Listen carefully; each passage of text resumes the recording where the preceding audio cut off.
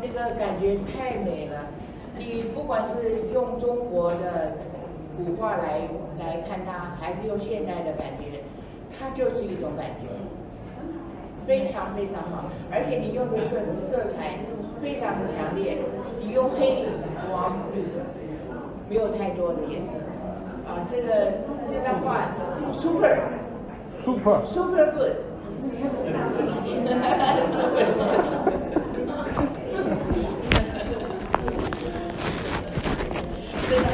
是吗？真的好，这张也很好。哎，这张也很好啊。好在哪里呢？我不是乱讲的。是。这个直的线条太好看，比韩国语的香肠瀑布还好看。罗老师，我要给您照张相存证。不能照了。来，帮我照一张。否则我太太说你有我就在乱讲。老师今天太丑了。1、2、3，好看好看，再一次。1、2、3，你把它放在族群里面。谢谢。老师这个太好了啊！这个线条太好了。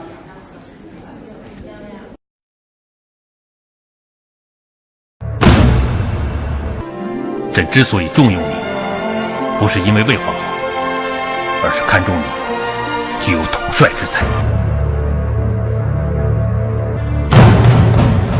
臣幸得陛下之遇，愿鞠躬尽瘁，万死不辞。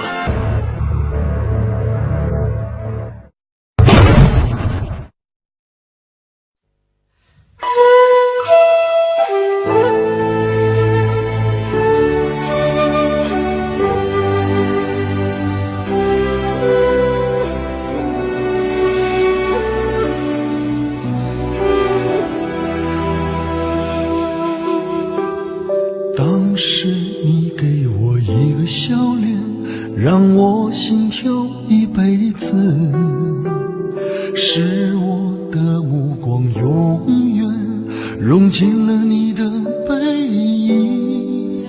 岁月老去，我已不能爱，转过身往事突然清晰，重复你的目光，再也难串起我的记忆。夜深深，梦缠绵，人沉醉。既然离别难免，今生何必相会？今生何必相会？流星闪过，莫须伤悲。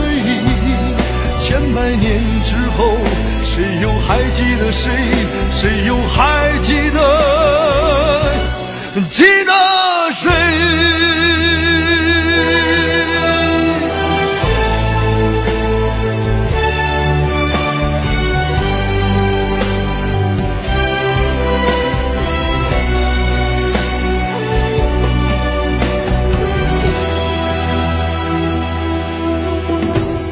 当时你给我一个笑脸，让我心跳一辈子，是我的目光永远融进了你的背影。岁月老去，我已不能爱，转过身往事突然清晰，重复你的目光，再也难串起我的记忆。夜深深，梦缠绵，人沉醉。既然离别难免，今生何必相会？今生何必相会？流星闪过，莫须伤悲。千百年之后，谁又还记得谁？谁又还记得谁？夜深深，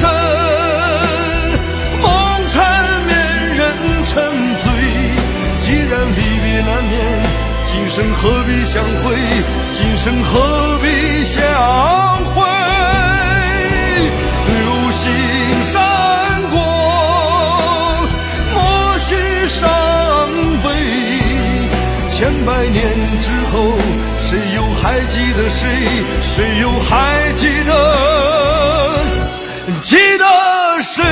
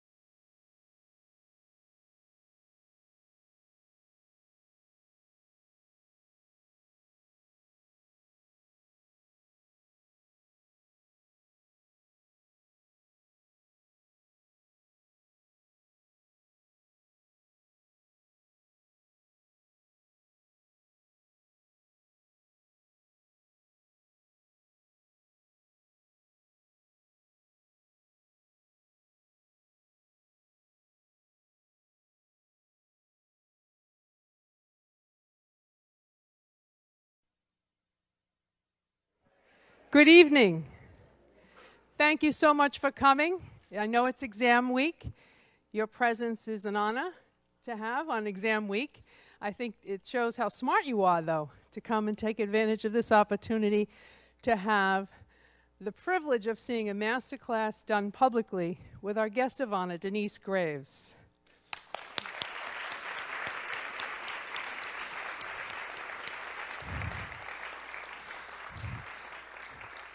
I'm Vita Palladino, and I'm director of the Howard Gottlieb Archival Research Center. You say, what is she there for? Well, we collect the papers of contemporary public figures. And so we are also honored to have the archive of Miss Graves, which you can see on exhibit outside in the lobby.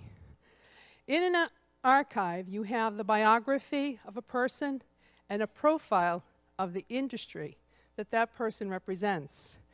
So for those people who are interested in the history of opera, there are many opera collections within our center. And also, one life intersects with another. So you can also study much about relationship and how careers go, the ups and downs, and the challenges of an artistic career. The advantage that we have at Boston University of collecting live people as opposed to the deceased is that you get them to come here and be a role model for our students and also appear to our faculty. We wanted to host an enrichment program to expose the students to different art forms. Opera is a art form in this particular period of our history that could be considered somewhat endangered, and there's a great concern about building the audiences of the future. This is our answer to that problem. To expose you to an opera, to expose you to voice, to let you see what our School for the Arts students are doing, to see how talented they are, to see how much work goes into it, how much multitasking goes into it. Much intelligence is in opera, much artistic endeavor is in opera. When you see the Opera Institute productions, you are seeing the work of our theater students, the people who do lighting and scenery and costumes. You see the work of directors. There's so much creative spirit in the art form, besides the discipline and talent that goes in it. So our hope is to get your feet wet, and for those of you who are students in the College of Fine Arts, to inspire you and to give you a great role model. And our other great role model, of course, is Sharon Daniels, the director of the Opera Institute. Celebrating its 20th anniversary, we wanted to do something special, so we put together the public masterclasses. Now, I will now say no more and turn it over to my colleague, Sharon Daniels.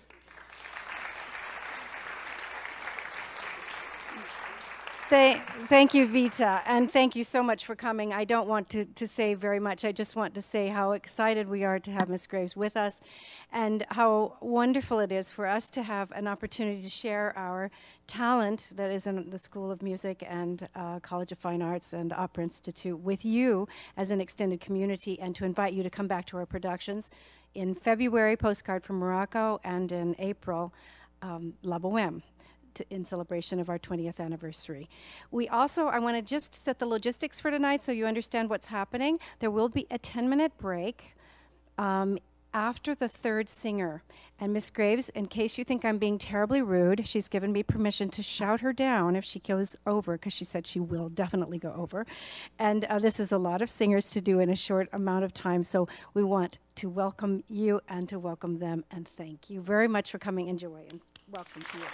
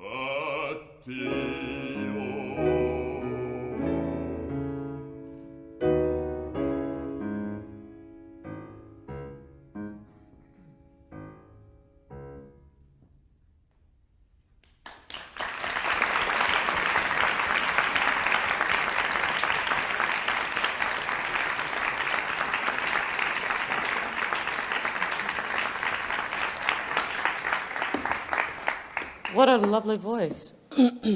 Oh, I see that the microphone's working. There we are. What a beautiful voice. What a beautiful instrument. I had the great fortune of hearing you practice just a little bit as I arrived.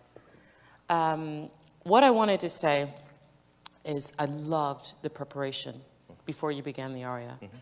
And what I loved very much is your stance and the way you presented yourself when you first walked in. I say all the time, and I believe that this is true, that you're singing the moment that you hit the stage. I think the second that you come out, people have already formed an opinion about you. What you look like, how you walk, are you confident, you know, all of those sort of things. And I think that you have to be performing the moment you set your foot on the stage. And you did that. That was beautiful, so don't change anything. That was just wonderful. The voice is beautiful. It's a beautiful voice. Great preparation.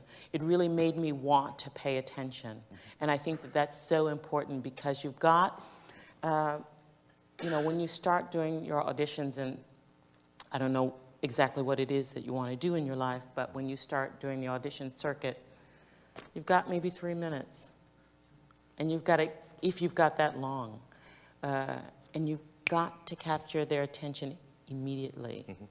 So that was great what you did. I would say that you could even afford to take a little bit more time before you start. Not the exchange that you have with the pianist, but the time that you have to set it up. But it was lovely. Here's what I'd like to say to you, Taisuk. Yes, Right, okay. Here's what I want to say. The voice is beautiful. What I would like to see happen is for you to be on your body more. And what that means to me is, this. Whoops, do I dare do this? I'm going to get this out. Wait, no, I can't do that. How can I do that? Right. Let me just read what I wrote here. Okay, hang on. I said it was very sensitive. I loved that. It got my attention right away. Get on your body, inhalation space. Take time between the phrases. What I would like to see overall, and I'm not sure that we can achieve this in 15 minutes, but we can certainly begin working in that direction. What I'd like to see are two things. First of all, I think that the voice is already forward. That's beautiful. What I would like to see happen is more space. That's what I think has to happen. If you just put your thumbs on your back molars there and just try to stretch that space and try to see if you can memorize inside of yourself what that feels like to have that space. Do you understand what I'm saying? Yes, I understand. What needs to happen here, I think, which would, I think, allow the beauty of your voice to even speak even more, is to have this space. The voice is already forward, okay? But what I think it needs is this. Two things are going to help you to do that. First of all, to when you take a breath, to take it with, take it already open. Right. Do you understand what I mean? When you put your fingers on the back molars, see if you can stretch that on the inside. So when you take a breath, what I would like to see is that you take a breath with, you know what I think about sometimes? I think, you know what it's like when you have a peppermint? After you've had a peppermint and you take a breath, and it feels that there's so much space inside of your mouth. If you can use that image, see if it works for you. It may or it may not. That's one thing. I want to come back to that. Then the other thing I said, which I think is very, very important, and that is getting on your body. And what that means to me is this. All right. You know, I don't know if you've ever listened or seen videotape of some of those older singers and the way that they stood and the way that they held themselves. And I really understand now why that was. I don't think it was like opera singer tricks. I think it was a reason for that. Not just here with this upper carriage, but more importantly with your ribs. If you just feel here, Taisuk, I'm going to take a breath, okay? You feel that? Now, right now, I'm talking, okay? And I'm talking, and I'm losing air, but I'm still trying to maintain that openness of that rib cage there. It's decreasing. It's deflating just like a balloon. But when I sing, this is what I found works for me. And now, okay, now I let it out. When I sing, what I found works for me and increases the power, the stamina, and the ability for you to be able to negotiate the phrases the way that you would like to do it, to be able to really execute that, is to have a really strong foundation. The bedrock has to be in place. To me, this is that. You know, your teacher talks about, and that along with the support has to be engaged. If you do this exercise, just do this. Right. Everybody can do that. Let's everybody do that. All right. Okay, do you feel how those muscles are engaged when you do that? A little bit kicking. Do you feel that kick? You also have to, you feel that? Yeah. Yes. You also have to be aware of that. So that will engage with your support here and to help you keep that expanded. Now that's going to take some time. That is a question of practice. It really is a question of practice. I mean, why do we practice? What's the point of doing that? I know that you can understand everything that I'm saying, but it's a question of the muscles remembering what to do and where to go. And they are their own entity.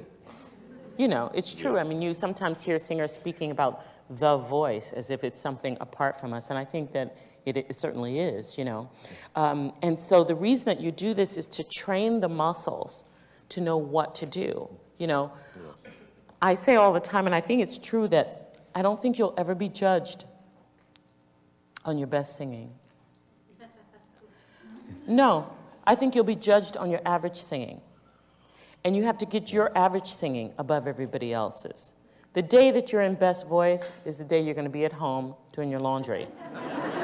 It's true. You know, it's so true. It's never when you have your Met debut. It's never for your debut at Carnegie Hall. And that's the reason that we practice, is to train the muscles to know what to do, because on the day that those things happen, you've got so many emotions and so many things involved that can be distracting. Or that's the night that you have a fight with your girlfriend, or you had too much salt, or it was dry in the room, or you've got phlegm, or whatever those things may be that arise, that happen all the time.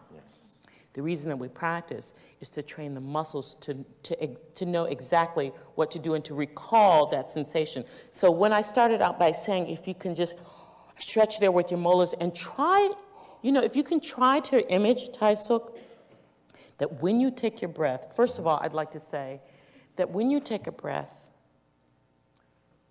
relax with that breath. If you can take a breath in the energy of the sentiment that you're expressing, particularly with this aria, if you can take a breath with the emotion of that, everything has to sing. Even the silence has to be a part of it. Your breathing has to be a part of it. Do you understand what I'm saying when I say that? That you must always be engaged in the character and always be engaged with what you're expressing. And that includes the breath too. It can be a part of it. And you can practice that in and work that in to be a part of the entire presentation. All right? So what I'd like to see you do, see if you can take a breath with the image of maybe a peppermint, because I'd like you to have the feeling that there's so much space on the inside. That's what can you just do this for me? Can you do, ha, ha, ha? Can you think of it more, less going out and more coming in? Ha, ha, ha. Ha, ha, ha. That's what I'm talking about, baby. All right? That's what I'm talking about. Okay, if you can we try just the first couple of phrases? What I'd like to see is if you can remember, if your muscles can remember this space.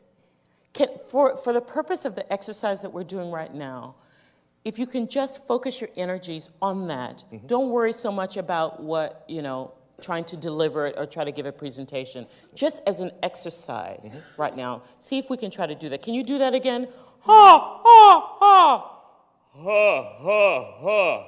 That's great. See, your voice has a lot of depth. That's already there.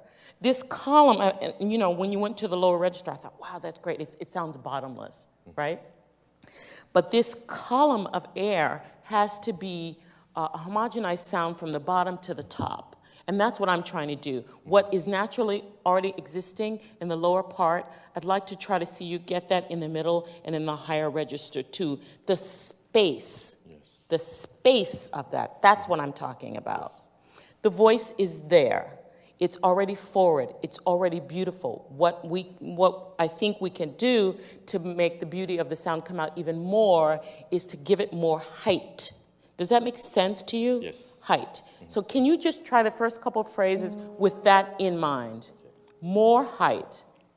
And we'll come back later and we'll talk about the ribs and we'll talk about the support. But for this very second, just try to imagine that there's so much space inside above you. Does that make sense? Yes. It has to make sense. Yes, I'll try. Not even so much outside of your head, but even inside of your anatomy. Inside. When you do this exercise, ha, ha, ha, ha, ha. See if you can feel that. Ha, ha, ha, ha. But don't force it. Don't force it and don't push it out. It's more inward. Ha, ha, ha. Ha, ha, ha. Yeah. I don't want to think about it too much because you're starting to judge it, all right? So just take a nice, relaxed, open breath and think height.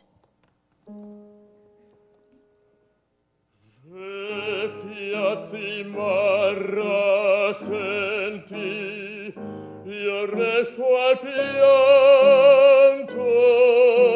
a scendere sacro monte ordevi. Breathe. Le mie grazie ricevi. See, something, I think you like the sound of your voice, don't you? Yeah, that's right. It's gorgeous. You should. That's right. It's absolutely important.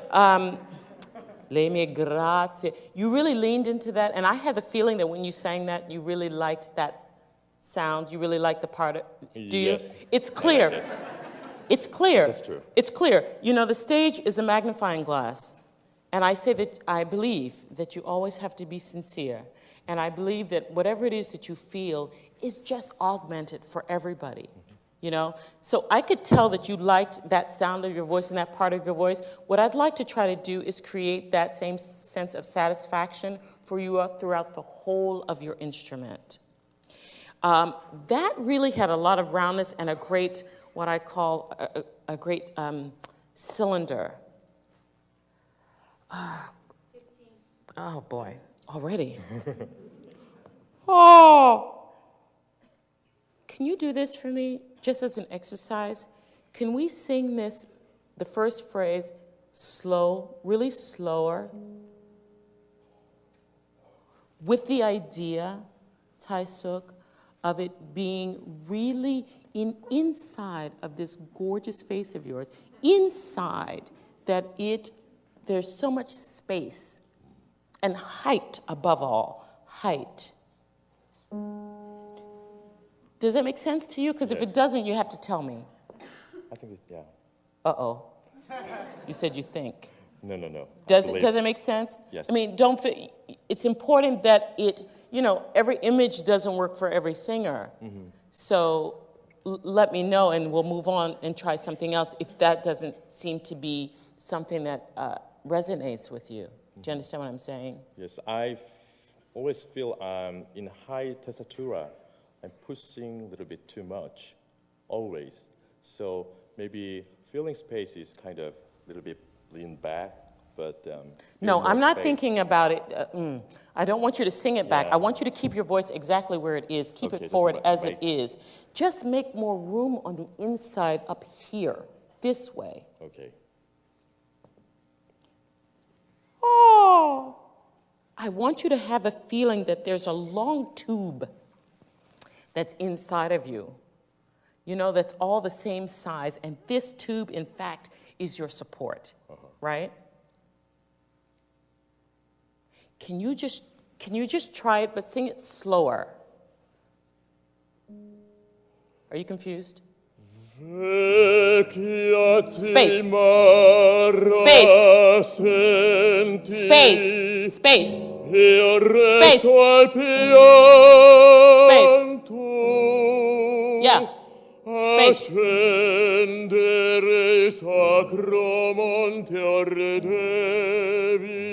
Okay, that was better. Some places it sagged, and what I mean by that is it fell out of the line. Do you know when I say, yes. Right there, it went under a little bit. Yes. Not under in pitch, but out of the line. Exactly, out of alignment. Okay, so what's going to help that, Tae-suk, is what we talked about here. I just want to bring this up, and you can continue the work that you're doing with your teacher, but keep this in mind if it is helpful to you. I'd like to just try to see if you could if you can take a nice round intercostal breath. And it's difficult because you're having to train the muscles they want to collapse, and you have to work against that. And what's going to keep that engaged is the practice of doing that, but also engaging your support. Okay? Yes. Can you just take a breath for me? I mean, I don't know how it is for you when you take a breath, but can you just take a big old gigantic sloppy breath? Let's just see what that's like. Okay, now when you take that breath, can you try to stay connected with the expansion of that and not collapse so soon? Okay?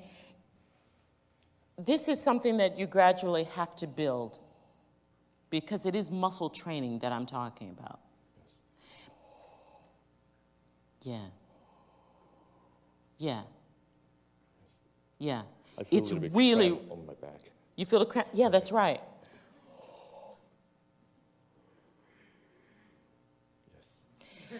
Doing that and engaging your support at the same time, along with keeping,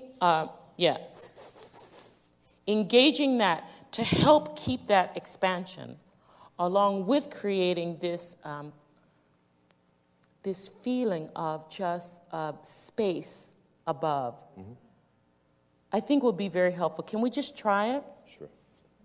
I know it's a lot of stuff that I've said, but do the best you can. Okay. All right? Space. Wait, I'm sorry. Can you do this for me? Before you sing, can you take a big breath that we can hear? But easy. Okay. Not nervous. Let the breath relax you. Voila. Exactly. Let it be beautiful. A beautiful feeling to you. That's nice. Okay, can we try that? Take your time with the breath, because how you take the quality of the breath affects the quality of the phrasing, the quality of the line. Everything has to be relaxed, everything has to be confident and solid. Okay? Take a nice big breath. Sing. That's good. Space. Take a big breath. Space.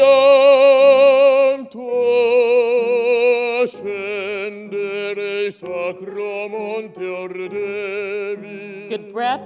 Good breath. Relax. Space. That's nice. Good breath. Space. Space. Support.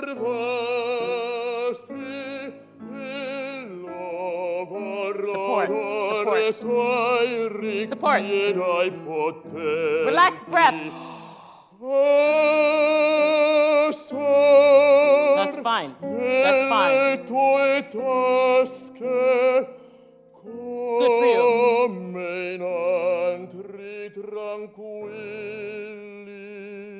Relax breath. Yeah.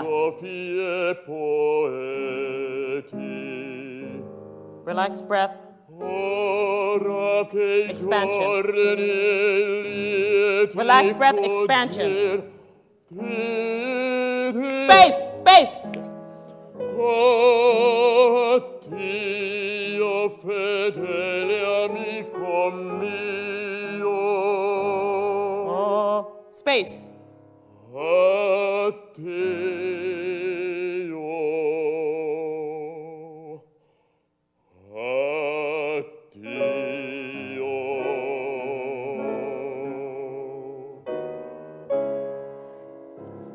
Yeah, now look, Taisuk, be sure that you hit the note straight on and that you don't come from the bottom. Yeah, it's a nice effect sometimes, but you don't want to create a habit out of it because later it'll build up and, you're aware of that. All right, okay. And what will help you just attack the note straight on, again, I'm sorry, but it's the truth, is going to be the strength of your foundation. It's going to be the support. It's going to be your expansion, because if that's in place, I swear to God, you can do whatever it is you want to do. I think that that's a great beginning. I'd like to see you just continue to work with that, because the voice is beautiful.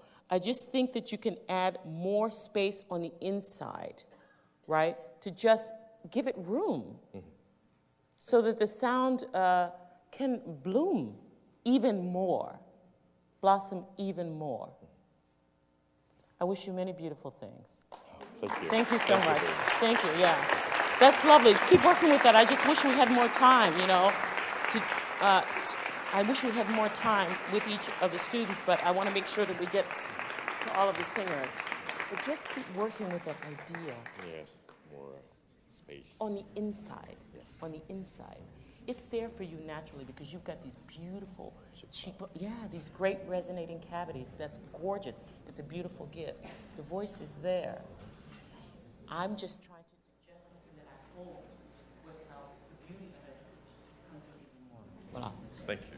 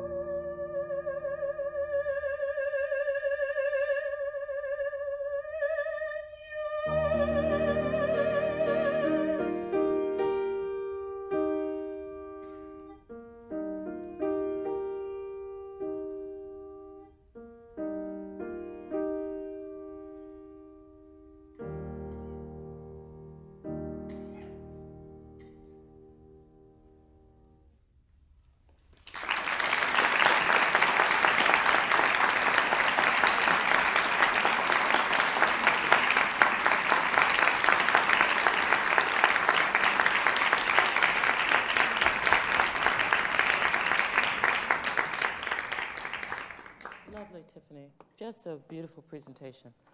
Such a pleasure, you know. I understand that you understand exactly what you're singing about and what's going on. It's just wonderful. Look, here's what I'd like to suggest. It's beautiful. It's a lovely beginning. It was a beautiful presentation. It was very thoughtful and it had a great amount of pathos, and I thought it was wonderful, okay? Thank you. I thought it was much more beautifully sung than a lot of the Michaelas I've sung it with, so, but hope nobody's here. Be careful. Look, at the end, I see that you became braver. Mm-hmm. One of the things that I thought that maybe would be helpful is that in your effort to communicate the personality and the emotion of what this woman is feeling, in your effort to do that, don't imprison your own body. Mm. Okay. Right? Right. What you're doing is very sweet and very tender, mm-hmm. and I could feel what you were feeling, mm-hmm. but at the same time, you know, you have to work against that. You can't indulge to that degree that you suffer physically, because it's going to affect the quality of the sound. Okay. I think you're aware of that. Are you aware of that? Yeah. You know, I used to have this thing that when I sang it, I realized that all the time I was singing, I was doing this, and all my teachers would say, put your arm down, put your arm down, put your arm down. And I start singing, and then finally I had a teacher one day who said to me, Denyce, obviously this thing wants to happen. Yeah. It wants to happen. So allow it to live. You know, everybody said, don't do it, don't do it, don't do it, don't do it. And finally one day somebody said, do it, but do it all the way. If it's going to go like this, then let it go all the way like this, you know? And I think that that's important. That's the same thing that I'd like to say to you, is that sometimes I felt that in those moments of great tenderness, yes, that you imprisoned yourself, right? And it affected the sound, okay? But not so much, but just so that you're aware of that. Careful.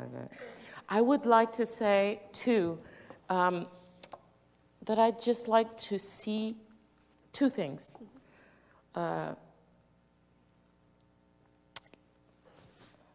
If you could have the image, Tiffany, that with each note that you sing, each note itself, that each note grows.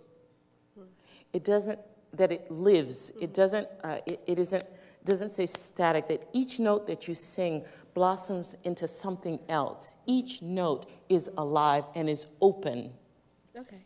Opens up. Okay. You know? Because what I'd like to see is to see more of a cushion around your sound. I know what I mean when I say that. I'm not sure that I can get you to understand what it is that I mean by saying that. I'd like to see that the actual sound itself is nurtured more. And by that, what we were talking about a little bit with Tai Suk in terms of the support, and I'm going to say it to everybody else too, and I'm sorry, and I know that your teachers say that to you all the time, and everybody's yelling about support all the time. You think, what the heck is that? And, you know, to tell you honestly, it wasn't until probably I had my baby that I discovered where the pelvic floor was, you know, but so it is a lifelong,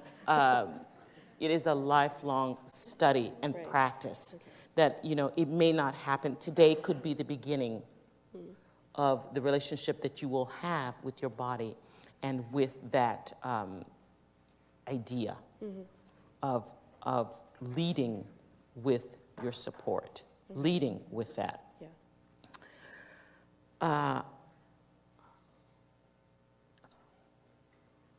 I'd like to see, I want to, because I know it's a long aria and I don't know how much of it we'll be able to hear the whole of it. What's your favorite part? Oh yeah, that's great. That's great. Yeah. 15. Oh, yikes. Jeez. What I'd like to see is that the notes are not like attacked, not hit, but that they grow from the note before it. Okay, yeah, that makes sense. Do you know what I'm saying? Yeah. That it's like a taffy pull or something. That when you sing a note, it's not that you release that note before you go to the next one. It's more that the following note is coming out of that note. So that's why it's so important what we talked about with Taisuk, how you begin. And the quality also of the breath is so important because it's going to affect the phrasing. It will if you take a big, crazy, hysterical breath, and I'm not saying that that's what you did, but there are some pieces in which, you know, you have to catch breath and that sort of thing. It will affect, I mean, if you get a nice, relaxed, calm breath that's stable, you will be able to control the phrase more. That's just the truth. It is the truth, okay? Good. So what I'd like to try to see, we can go back to this section in the aria, is that for me it feels like I don't know any other way to say it, it feels like a long, this is a wrong thing to say to a singer, okay? But it feels to me like a long scream or something like that, where there is a continuation always of sound. That's what I mean to say, that the sound, Tiffany, never stops spinning. If you change from one note to the next, you don't leave that note, drop it, and go to the next one. Everything gets born out of the first note that you took. And you allow the sound to, you nourish that sound with your breath, right? And think of every note that you sing as opening up and growing into something more beautiful. And love it.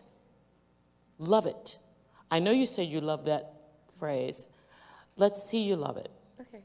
Because you have the great challenge of, there are lots of many other sopranos of that file. Don't think about that. Don't worry. Just sing. That's right. Just sing as beautifully with your whole heart and with your whole conviction as you can, right? Okay. So can we try that from that section that you like so much? But when we do this, what we're going to do is make sure that we get a nice, relaxed breath.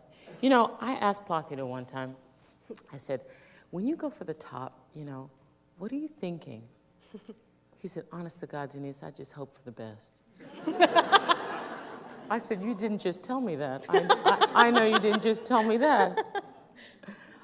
Anyway, I don't believe that. I know that there's a great amount of thought. I believe fear is present too, but I believe there's a great amount of thought that goes into that when you guys, particularly you guys that are out there in the stratosphere like that. But what I want to say is that be sure that you start it. I cannot speak more about this support thing because it is everything. It is everything. And continue to work with that. I have so much to say. I have so much to say. Okay, we're going to start that phrase that you like. Here's what we're going to do. We're going to make sure that we get a nice, relaxed breath. Okay. See if you can allow your body to be a reflection of your thoughts, your vocal thoughts, not the character at all, your vocal thoughts about each note becoming alive. See if you can marry what's happening physically with that idea. Okay. Okay? Yeah. And think of every note that you sing, each note. I know you have to think of long phrases, but for the purpose of what I'm hoping that we can demonstrate for you with your particular sound, think of every note as growing. It's going somewhere. Right. It's alive. Okay? Okay. Can we try that? Good, nice, relaxed breath.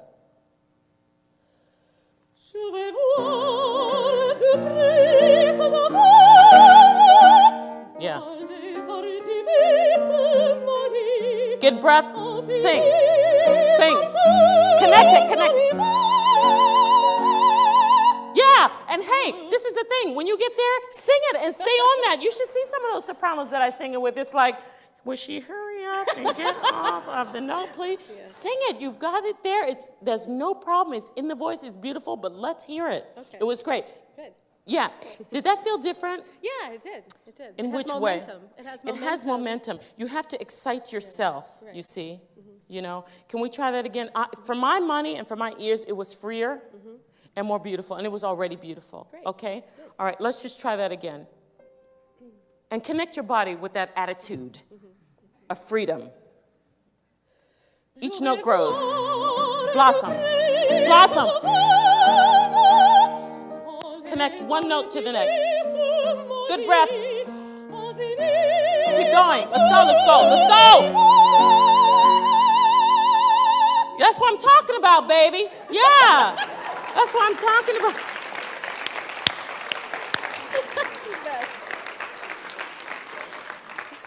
Now, I'm sorry. Can I get a witness? That was glorious. That was glorious. That's what you have to do. You're a soprano. You've got those notes. It has to be there. You've got your 3 minutes when you walk in to do your audition, and you've got to knock there. You've got to make them believe and know that they've never, ever heard this aria sung until right now, that you are composing it, you are creating it at that moment, and love everything that you... Didn't it feel great? Oh, yeah. Because it was free, right? And you were freer, right? And I know that probably also the first time, you know, had you maybe sung it again without my saying a word, maybe it would have been like that as well, too, you know? I mean, who knows? Because in the beginning, it's just, you know, it's nerves and we're in this situation, that sort of thing. But if you can just keep the idea in your mind of that every note blossoms into something, even though throughout this blossoming process, there is an inner core that constantly spins and connects one note to the next, and they are not separate. Basically, what you're doing is singing vowels, that's all. You're just spinning air, and you're just putting the consonants on them as you go along. But that's the idea, so that you don't, when you arrive at the top, that it isn't punched, but it grows out of the note before. It's not, that's a, you know, but it comes out, you know, it comes out of that. Right. And that's what makes it beautiful. That's what makes it easier for you and on the voice, and that's what's going to make the voice last forever. I hope that I have the great pleasure of seeing you sing this role someday. Oh, just lovely. Thank you so much.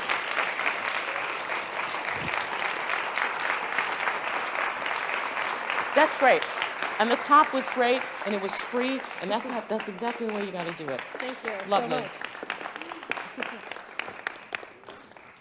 All right.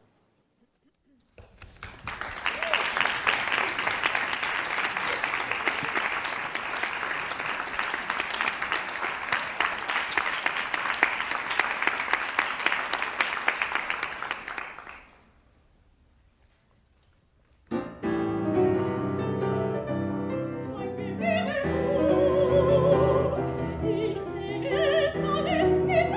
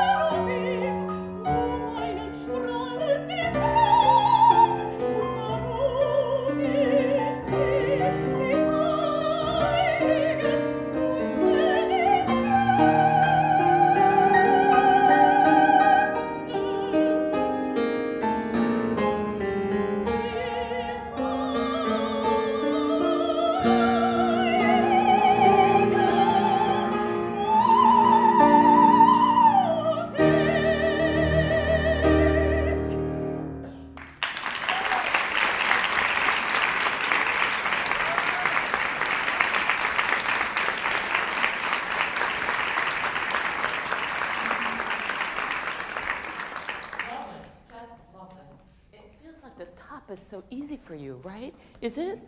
It is. I try not to think about it too much. Yeah, that's right. That's great. It was just lovely.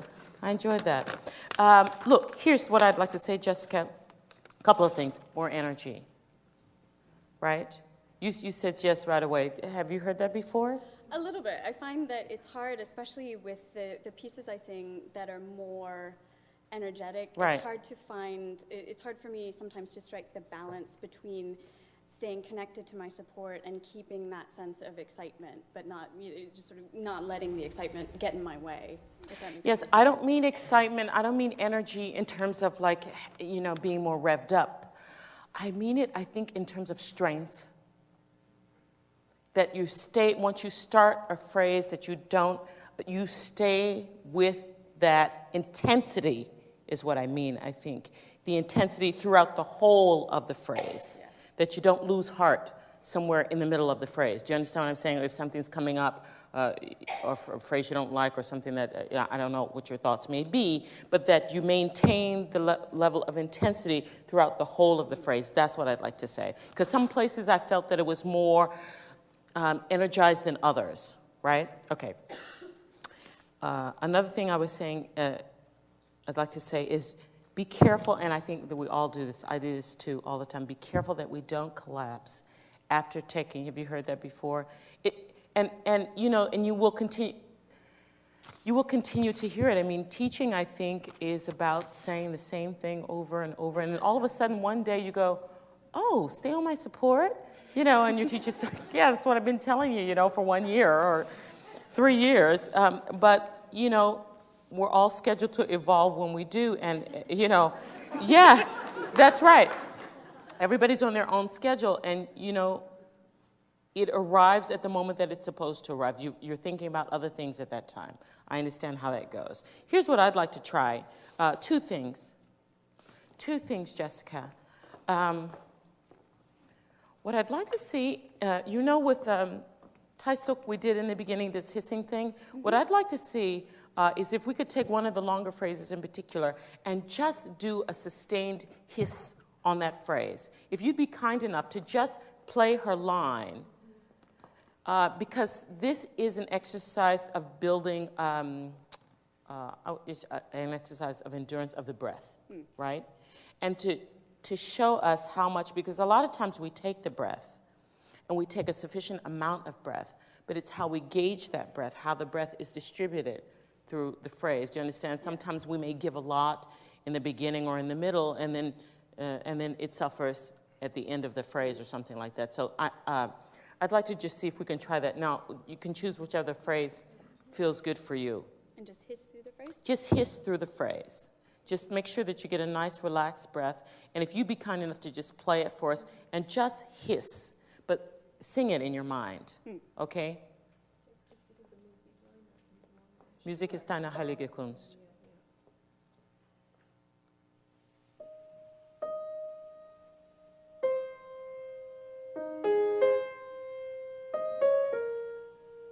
Now, see, in that, I heard a couple of, what I heard was that the breath sometimes was in and out on that. And that's what also is happening in the singing. What I'd like to try to see is that when you sing, we're going to go back to that line of your singing it.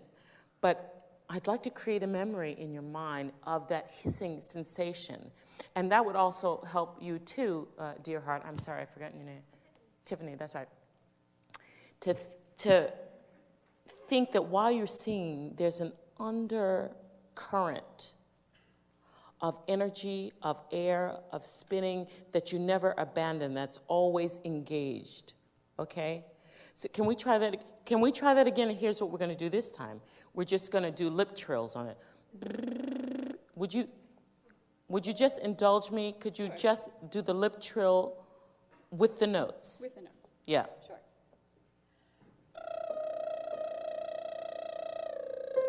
Good. That was very good. That was very good. You want to know why it was very good? Okay, because, I'm going to tell you, because the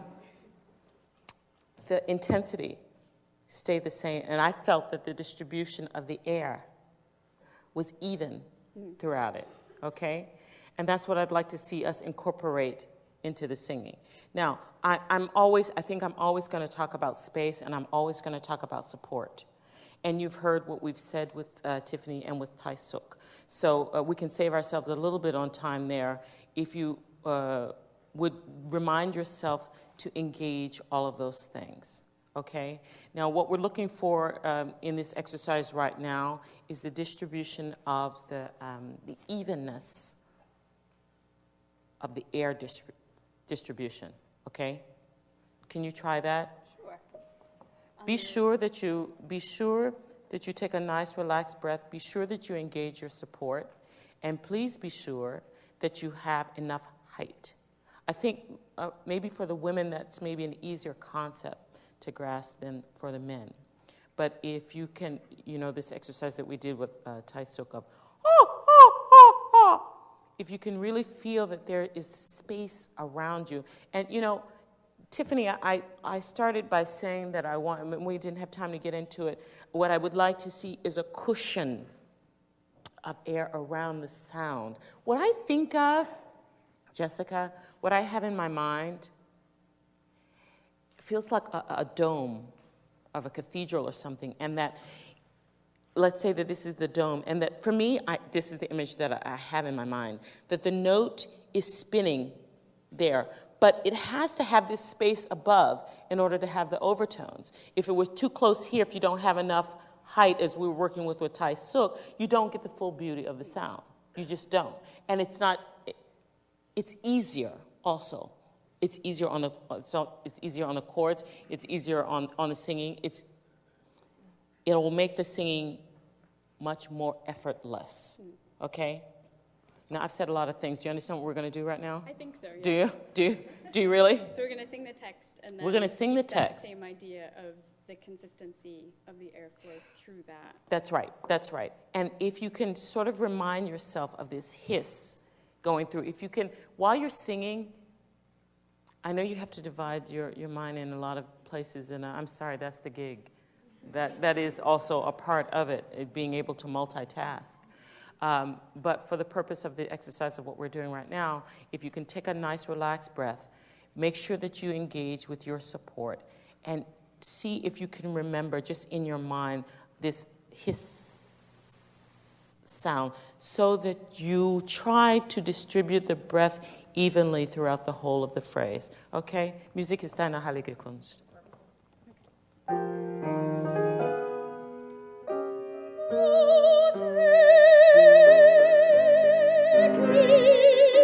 Yeah. Good girl.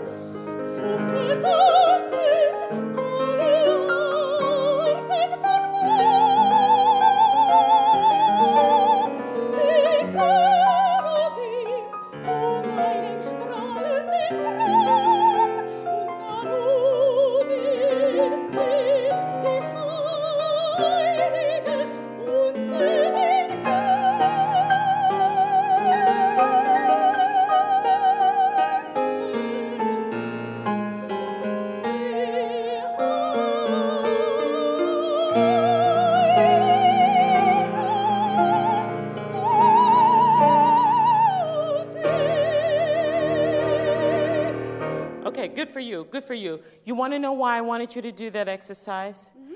Is because I think that doing that exercise helps keep the sound more homogeneous. When I was talking about the distribution of the air, sometimes some things get, more air than others. And if you can keep it even like that, it keeps the sound steady,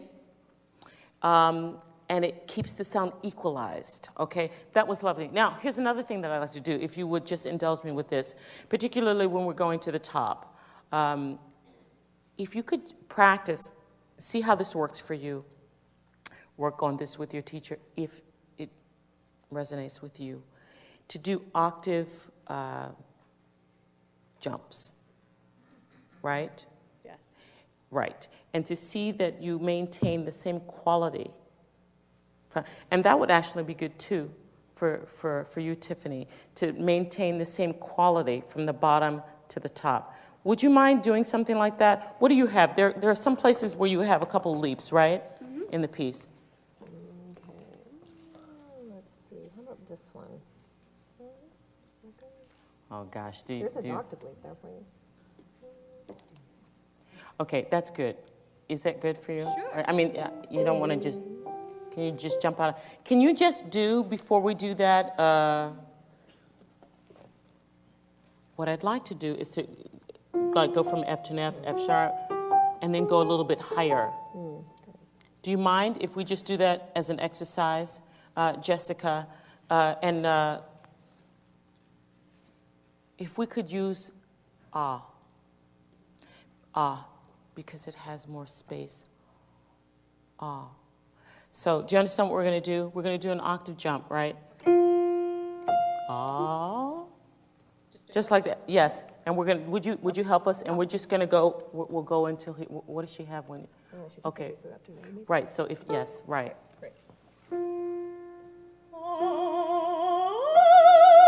Now, can you do this? Can you slide, just scoop and slide, and everything that I told you not to do, Taisuk? Can you just do a big slide so that you have the feeling that you're singing all the notes in between, okay?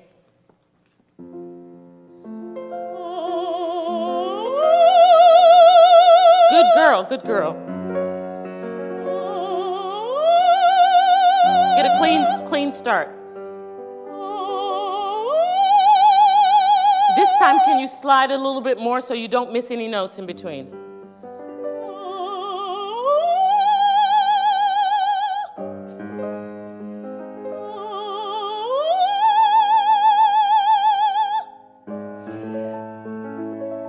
Are we there?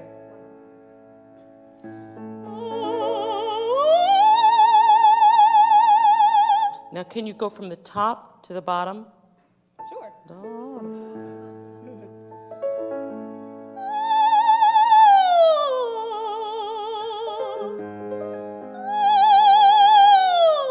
Which feels better for you?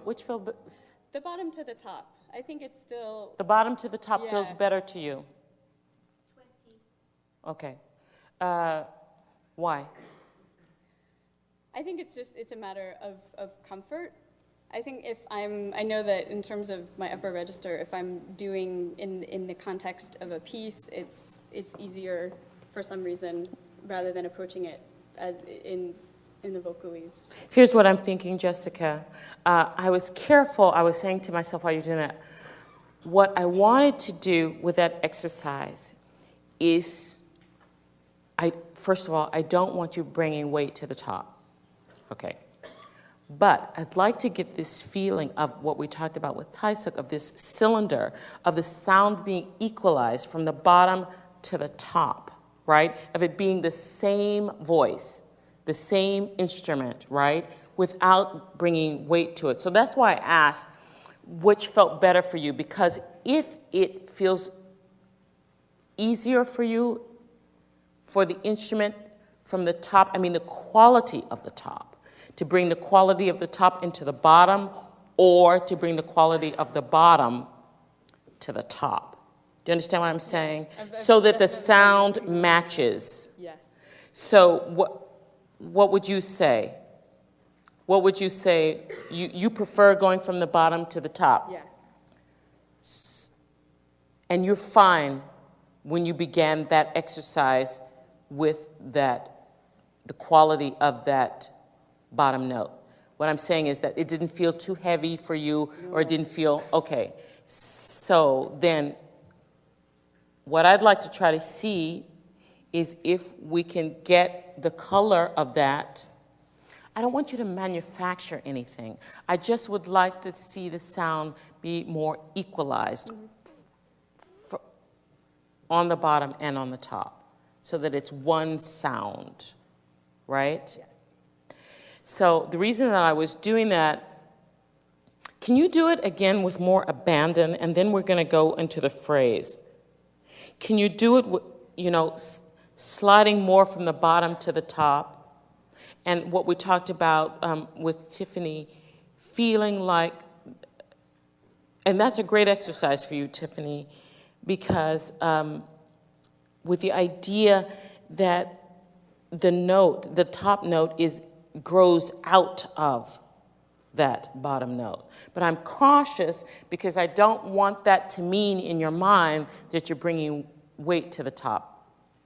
It's quality that we're talking about.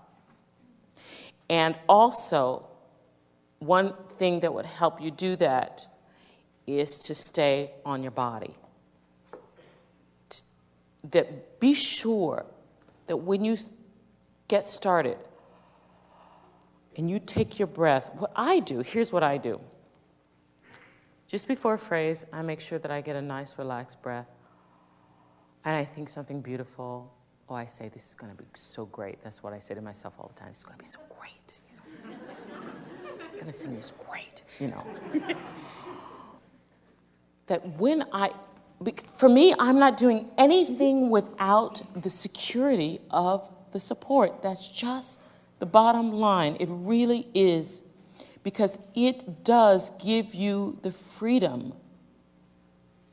It gives your voice freedom and less worry for you. When I take this breath, what I'm trying to do throughout the whole singing of a phrase is to keep that expansion. And I do that by also engaging with my support, because that helps to keep it open. Okay, but it's a hard thing. It's not easy. It takes training and training. And I'm still working with that all the time.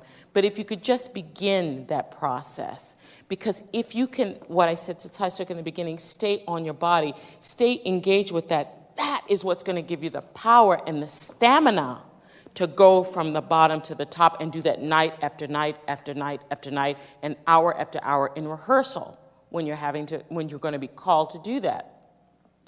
It's really about staying connected to your body. You know, when sometimes you see these old tenors, you know, you know, and I understand what that was all about, because they were leaning like crazy into their bodies. You know, some voice teachers say it's like you push the piano, or, you know, use all sorts of images to try to, you know, find whatever works for, you know, each singer. But for me, it's really about leaning into the expansion of the rib cage for me that I find that works. And that when I do that, when I am engaged with that, when that is solid, and I make sure that when I sing the first note, that I've got a nice, relaxed breath with lots of space around, and that I am engaged with that. And from that, you can go from the bottom to the top with ease. Now, that's one thing. The other thing is to be able to do it, right? So can we just do one more time just this exercise with much more abandon from the octave jump, and then we'll go back into the phrase again, that phrase that we want to sing. And while you're doing this, Jessica,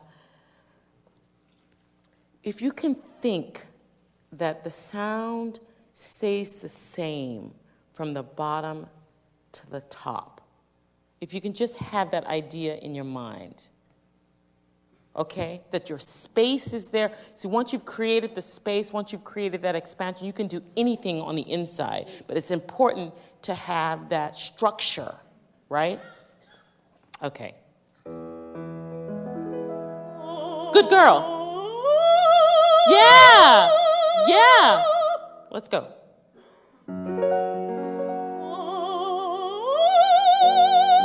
Yeah. Come out of that. Ah. Yeah. Again. Ah. Yeah. Yeah, don't judge it. Don't judge it. Can we try it? Singing. Space. Space. Yeah. But have heart. Have courage. Yeah. Go there with conviction and love going there. You can't wait to get there. Okay? Sing it. Go for it. Dee-da-da. Love it. Like the sopranos do. You know, and the tenors. Yeah. Take it from wherever you want it. You want to go to the beginning? That was great. It was more solid. Okay, let's start again. I'm sorry. Let's make sure that we get a nice, relaxed breath.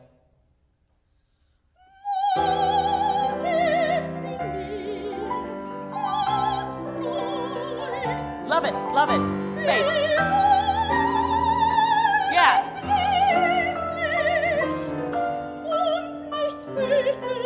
Spin, spin. Good, that was good.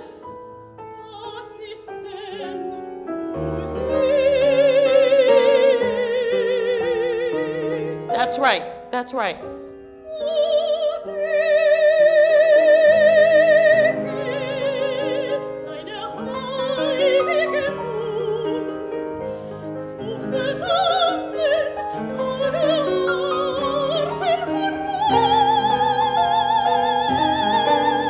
Love it, Jessica.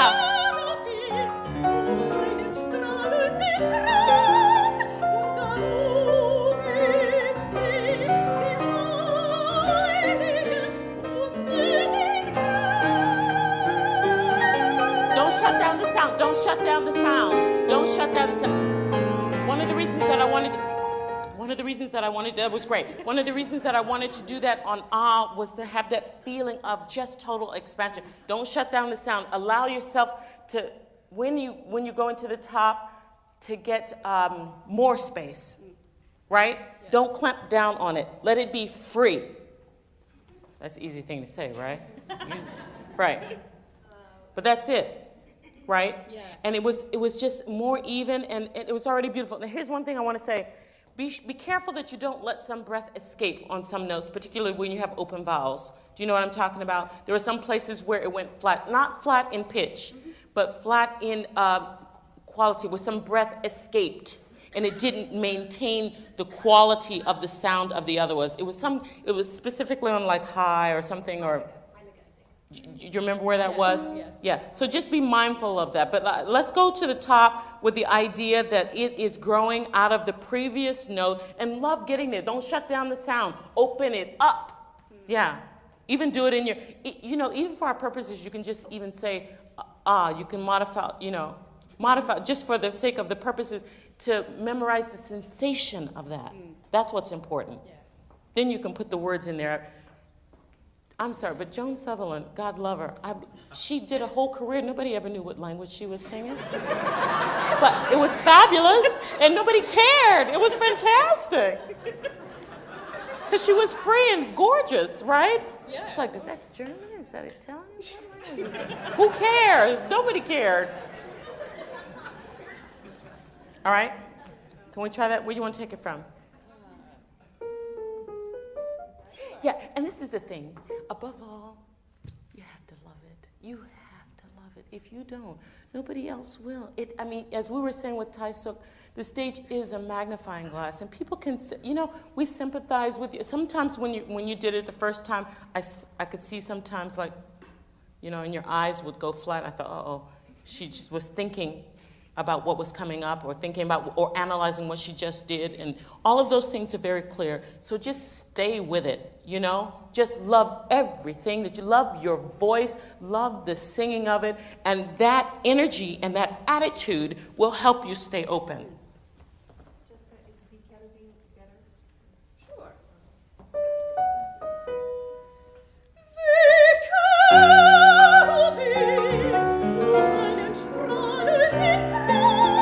Yeah, open up, open.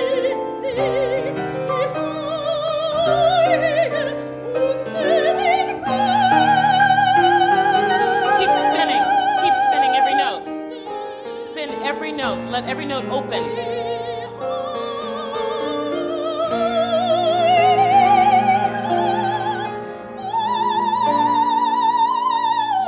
Yeah, but do it more, that was great. It was so gorgeous and had a beautiful bell on the top, but do it more. Now, be careful of the high, because the high gets a little bit, it just falls out of line a little bit.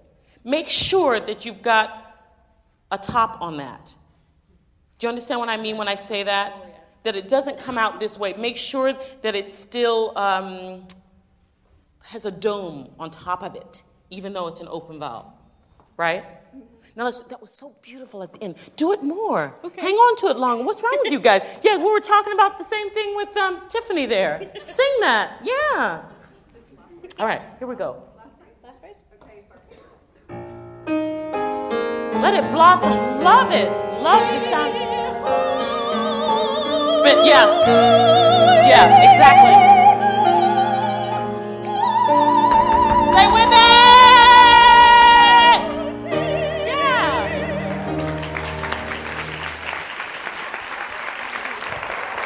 That's great. Love that.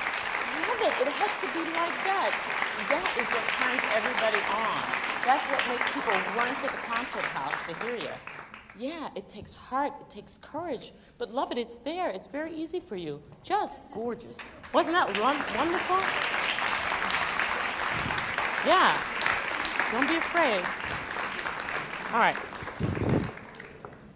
So it's 6:30, doll. So we take 5 minutes? We're going to take a 5-minute stretch so that we can keep going. 5-minute stretch. Hurry back.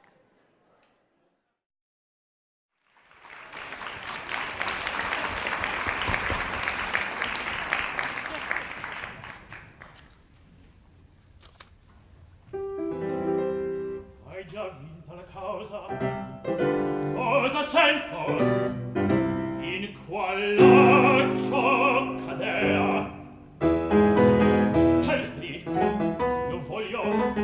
io voglio di tal modo punirvi. A piacer mio la sentenza sarà.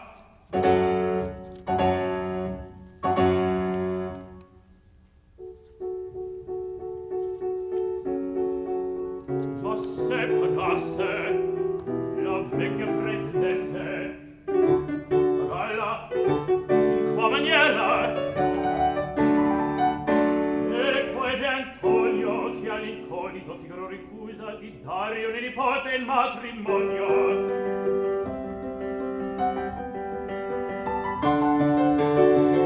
Coltivando l'orgoglio di questo mentecatto,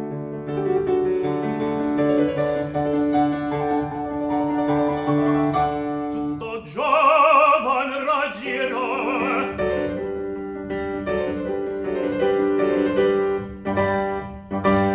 il colpo è fatto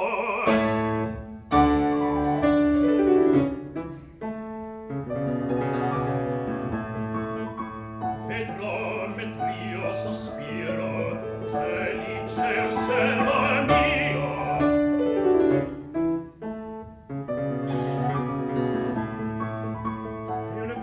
Che non fa desio e possader dovrà, vedrò per man d'amore unito nel mio oggetto che in me ne sto n'affetto, che per me poi non ha, che per me poi non ha. Vedrò mentre sospiro felice osservo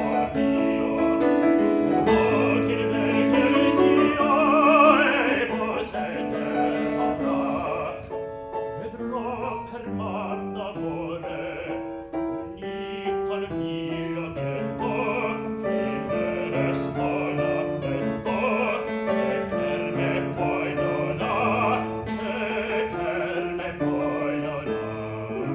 Vedrò, vedrò, vedrò, vedrò. Ah no, lasciarti di pace, non vo questo contento. Tu non scesti audace, tu non scesti audace, per dare a me tormento, e forse cor per ridere di mia infelicità.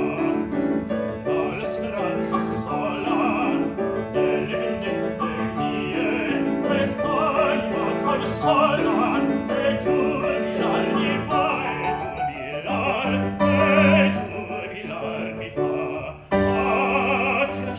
né pace, non può questo contento, tu non scesti audace per dare a me tormento, forse cor per ridere di mia infelicità, tra le speranza sola delle vendette mie, quest'anima consola e giubilar mi fa, e giubilar mi fa, e giubilar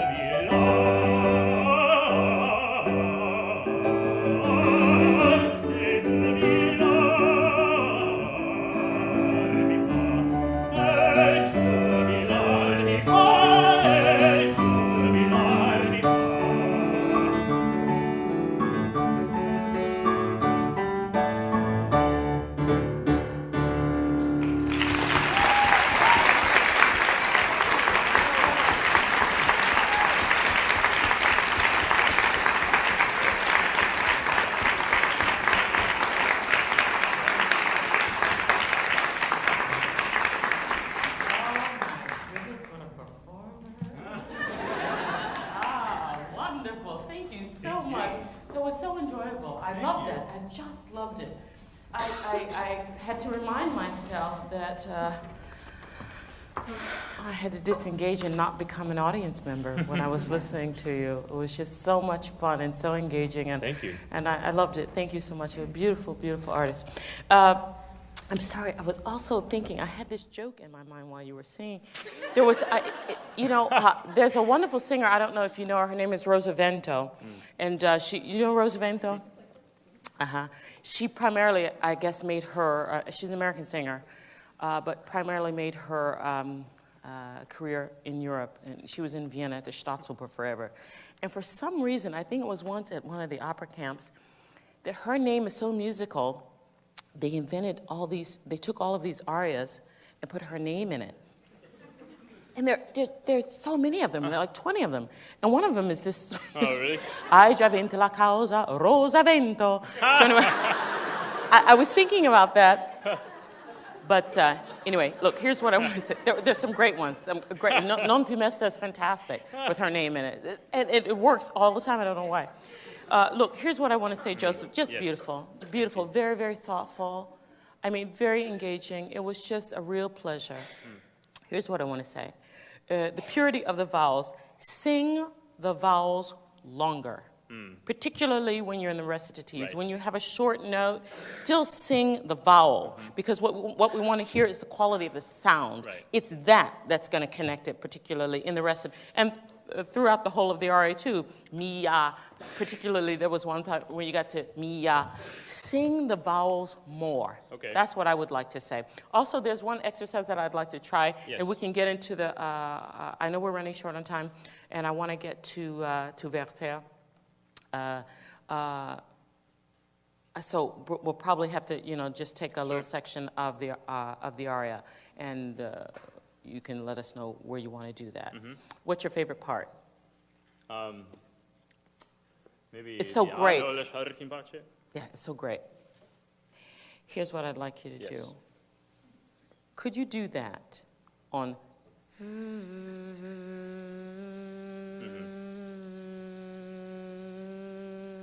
It's a little bit like what we did with the hissing with Jessica, except you're going to add sound to this, and you're just going to do the V sound. And I'll tell you why. Can you sing that? Is that, now that you know what we're doing, do you want to still take that part? That section? Do you want me to take the beginning, or? Whatever's good for you. I think I'd like to work on the part that you love the most. I mean, probably you enjoy the whole of it. Yeah. Right. Okay. Let's stay with that. Okay. Is that okay? That's fine. Yeah. Can we do that though? But just we'll take a couple phrases of that, and we'll just do. And this, even though it's an exercise, still has to have quality. So when you still do it as an exercise, make sure that you still get a relaxed breath. Make sure that you're still engaged with your support. Voila. Make sure that is a continuous stream of air throughout that exercise. I'll show you something. Okay.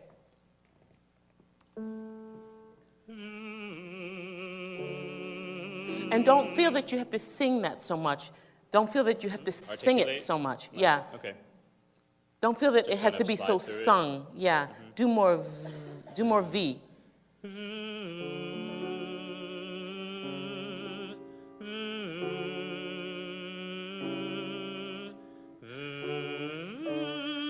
Be sure you're connected. You hear what happened? Yeah. Good for you.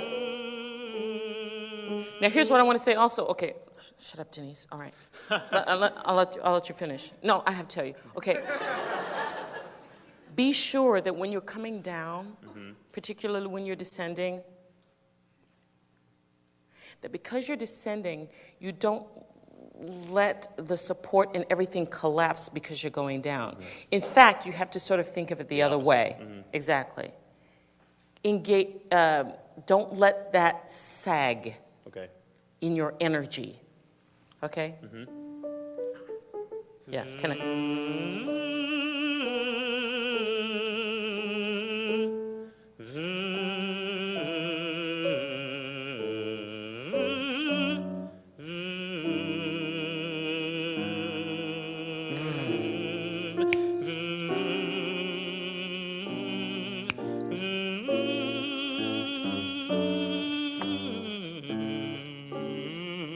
See, that's a good one for you too, Jessica. That's a good exercise for you, particularly with connecting the bottom to the top and equalizing that. Can we do just the first phrase and then immediately sing? Okay. Let's do the V, just the first phrase and then immediately sing after that. Non vo questo contento. Yeah. Tu non scestia da c'è, tu non scestia da c'è, per dare Sing the vowels longer. Sing the longer vowels. Yeah, good for you. Longer vowels. Yeah, but enjoy that more. Now, here's why I'm going to tell you why I wanted to do that, because I wanted to steady the sound. Okay. With that exercise, and I have found that for me, that, yes, tell me, that can steady the sound. So it's the same as doing the S's, where using the same amount of breath throughout the phrase? Yes, but it had more to do, that exercise, with aligning the voice. Okay.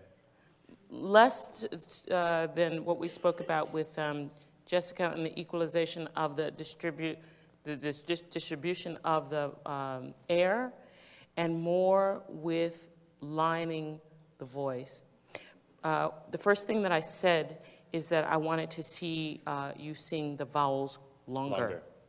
Okay?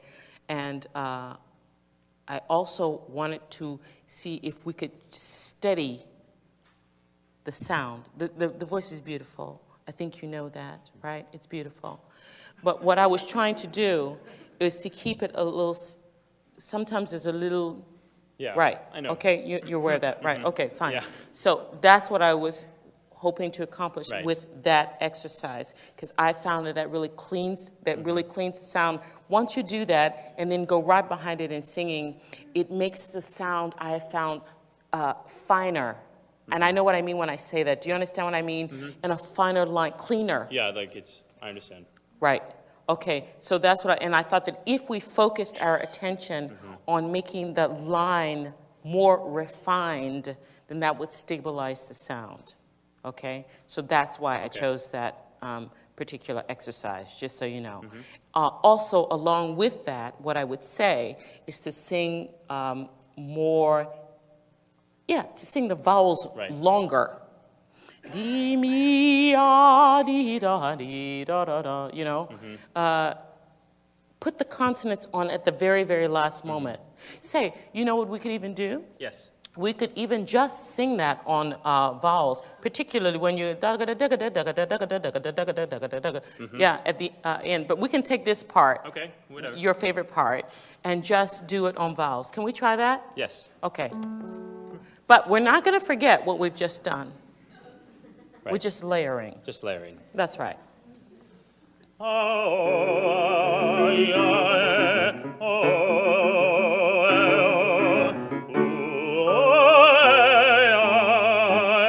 you make it? I still feel like you're chopping it a little bit. Can you make it sloppier? Okay. Just for the exercise? Right there. Can you just exaggerate it? I just would like to hear what that sounds like for you. Exaggerate it. Yeah! Am I crazy? Do you hear the difference? All of a sudden, there's the voice. I mean, the voice is there already, but we need to hear more of the sound, and the vowel's the only thing that you've got to make that happen, okay? Let's see you do that again, exaggerate. Were you aware of that, or did I scream too loud? No. I was aware. Were you? Yeah, I All just right. popped. Yeah. Right, exactly. And you know what? It was more grounded and more manly, if I might say so. But anyway, all right. Let's do that. Exaggerate it. Yeah, but sing that. Don't cheat that. Sing it. Exaggerate it. Longer. Yeah, that's a line. Long.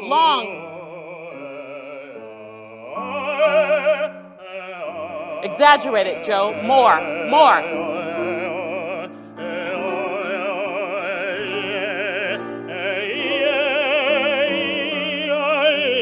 Yeah. That's right. Now, can we sing it? Let's sing it. Long vowels. Long. Tu no. Let's go. Yeah. Long vowels. Mia. Cheetah. Look at it. Yeah. Long vowels. Here. Yeah, good for you.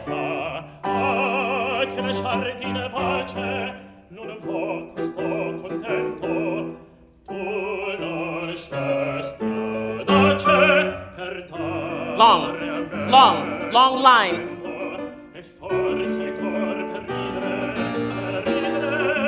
Mia infelicità.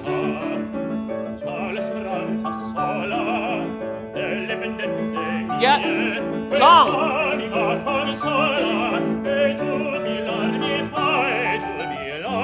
Long lines.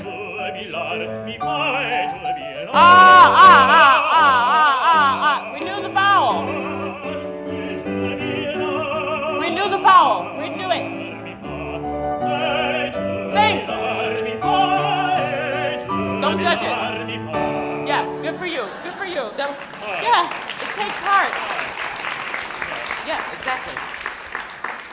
exactly what you just did right now. You know that. Yeah, I know. Because particularly when you have yes, I know it's a challenge. Well, yeah.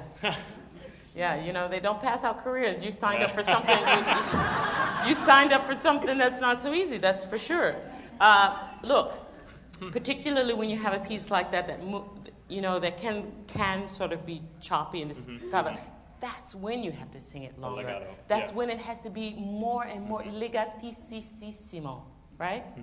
That's now look. Here's what I want to say. This was really good what you did at the end about what we did with Taisuk in the very beginning with trying to feel that space, and you did that at the end. You said, May I hear that again? No, more. Yeah. More space, much more space. Yeah, but it's guarded, it's cautious. That doesn't seem like you. No, before you were you had much more abandon, so I don't believe what you just did right now. It was out of character. Yeah, but don't singerize it. Just, do it. Go for the space. Go for the space. That's the goal. Yeah. And even more, just it's purer, Joe. It's pure. You don't have to do anything to it. You don't have to do a little Yeah. on the end of it or anything like that, you know? Yeah. Just, You won't let... Do you guys hear the little squiggly thing that he does at the end? You know? All right, okay, if that's your thing, that's cool.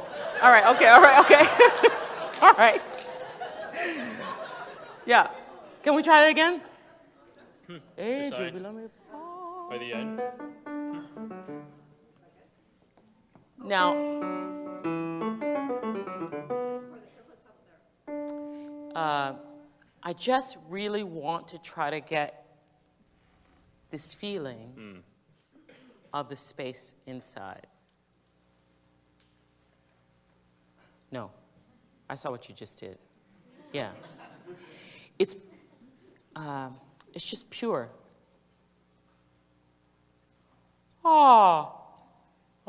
Yes. Yes, dearest. Yeah. That's it. It has to have this quality, this easiness. Now, along with that quality, we want to get it a little bit higher. Okay? Can we try it? Yeah. It still can be higher on the inside. I hear it. Okay, all right. Is that a squiggle? A little bit of a squiggle. Yeah, all right. I love you for it, though. I think it's great. Yeah. Can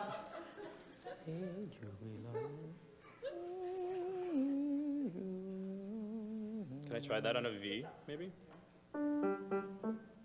You could try it, but what I think, if you just maybe did the whole of it on ah. Okay. Because why? Particularly for you. Because it will help to demonstrate singing the vowels longer and the space at the same time. Okay? Okay. So can we just try the whole of it on ah from wherever you want to take it? And really, I'd like to see you, please, let's just do this, Joe. Really exaggerate it. Really, you can do this because it's very, you're a born performer, okay? So be courageous and really exaggerate this space thing and the ah, and read, what I was saying to you is renew it. Every time you speak it, keep saying new ahs. New ahs that are higher. Just think that they're going up. I don't want to pull you, I don't want to have you disengage and get your larynx up or anything like that, but just keep renewing, say a new clean ah every time. Okay? Now, where are we taking this from right now? It doesn't matter. Right before the triple? All ah. All and ah. Yeah, space for days. Yeah.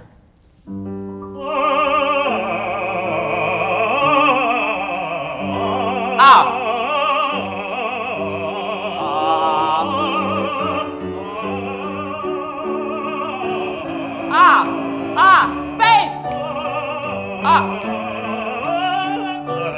That's all right. That's all right. Yeah. Don't do anything to it. Just sing. Yeah, just sing. I see before you start, you do like an adjustment and a thing with your tongue and everything on the inside. And I would just like to try to strip away some of that I think is unnecessary. Yes. Your voice is glorious. You're a beautiful artist. And it doesn't have to be as complicated. It's hard. It doesn't have to be. Yes. What I'm hoping that I would say, something that will bring a little more freedom. So we just keep trying, but just try to say a pure ah. Keep renewing it. Can we just do it? Can we just take the mi fa? We can even take it lower, maybe. And as we did with Jessica, let's just do from the bottom to the top, okay? But scoop. Scoop, slide. Yeah. so that the reason you're scooping, you're not going to do that obviously when you sing, but the reason that you're doing that is that it's all connected. Absolutely. Oh. See, but it wasn't the same. It wasn't the same, Joe. You did something. You know the little thing you do? Yeah. You did it a little bit on the note. And what I'm trying to do is get you, wherever you start, stay there. Stay with the purity of that. Ah, all ah. Don't do anything to it but sing ah and keep your space. Better, even more. Ah! Yeah, don't judge it though. Ah! Yeah. And you can do it even more. You're very cautious. I see you now. Yeah. No. It's not that. You try to fake me out, and you try to give the illusion of freedom, but I see what's going on, okay? I got your number, Joe. Okay. All right, okay. So, but let's let this be sincere. Okay. Just have heart, all right? 30. All right. Ah, and scoop into it.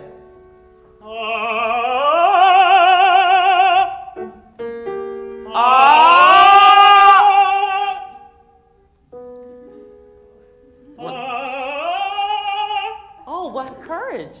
Very good. Good for you. Good for you. You were looking at me like, do you want to go up again in front of all these people? What should we do? I appreciate that. That's great. It can still be more. Yeah. It can, Joe. And I just know you can do it. I know it. I can feel it. Okay? But it's starting with the initial ah, too. Can you just say ah? Ah. Ah. Yeah. Ah. Ah. You're still doing something to it before you say, look, who's over there? Ah, yeah. Oh, yeah. Ah.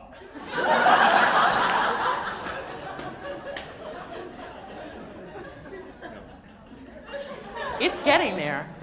It's getting there. I think it's a question of trusting. Yeah.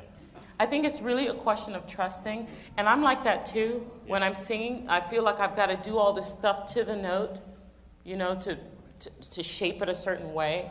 But honest to God, if you just do it simple, you don't have to do anything to it. And it could be just, you know, a habit too. Mm-hmm. But I just would like to see if we could just get it. Okay. Can we just try? Yeah. Let's try, Joe. Okay. Joe. Come on, all right. You want me to just ah? Yeah. Ah. You know, think of like it's like a cry, or that's what I was saying with Tiffany. It's like a keening. It's like a moan. It's it's like what we talked about with Tiffany. It's like a taffy pull. It doesn't separate itself. It's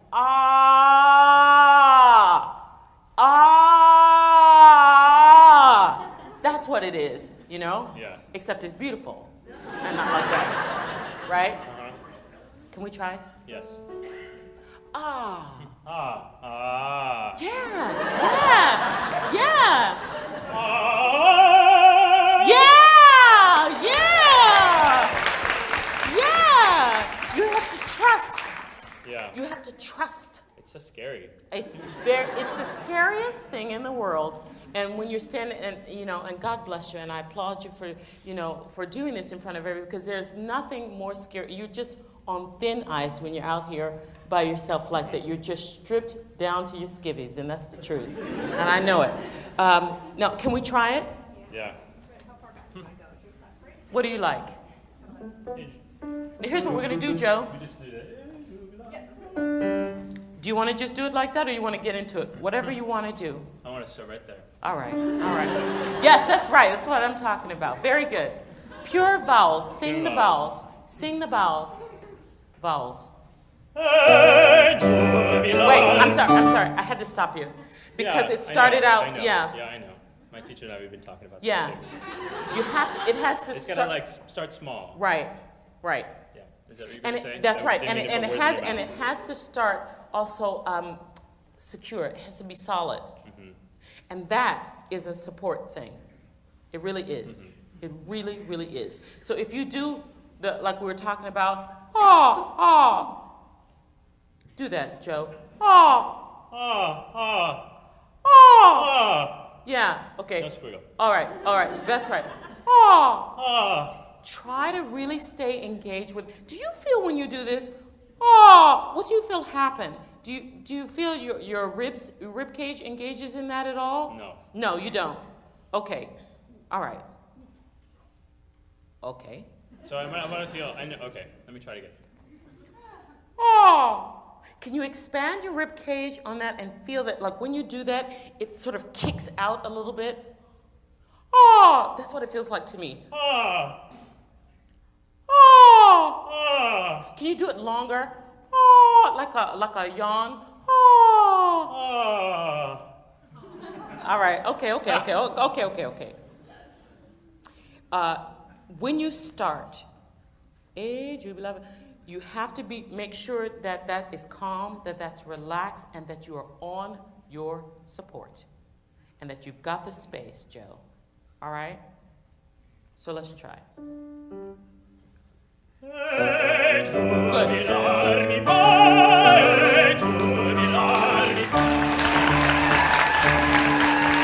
Joe, you're breaking my heart. That's it. That's great. I know. I feel that when I practice it, and when I do it like myself, it's like finding it and then bringing it here. It's just like. Yeah, and that's what practicing next is all step, about. Yeah, it's just about training the muscle. You know how to do that. You're a smart man. That's very, very clear. It's just a question of training the muscles to know where to go, and also of trusting. And I thank you so much for trusting me with your gorgeous instrument, and for all the fun we had,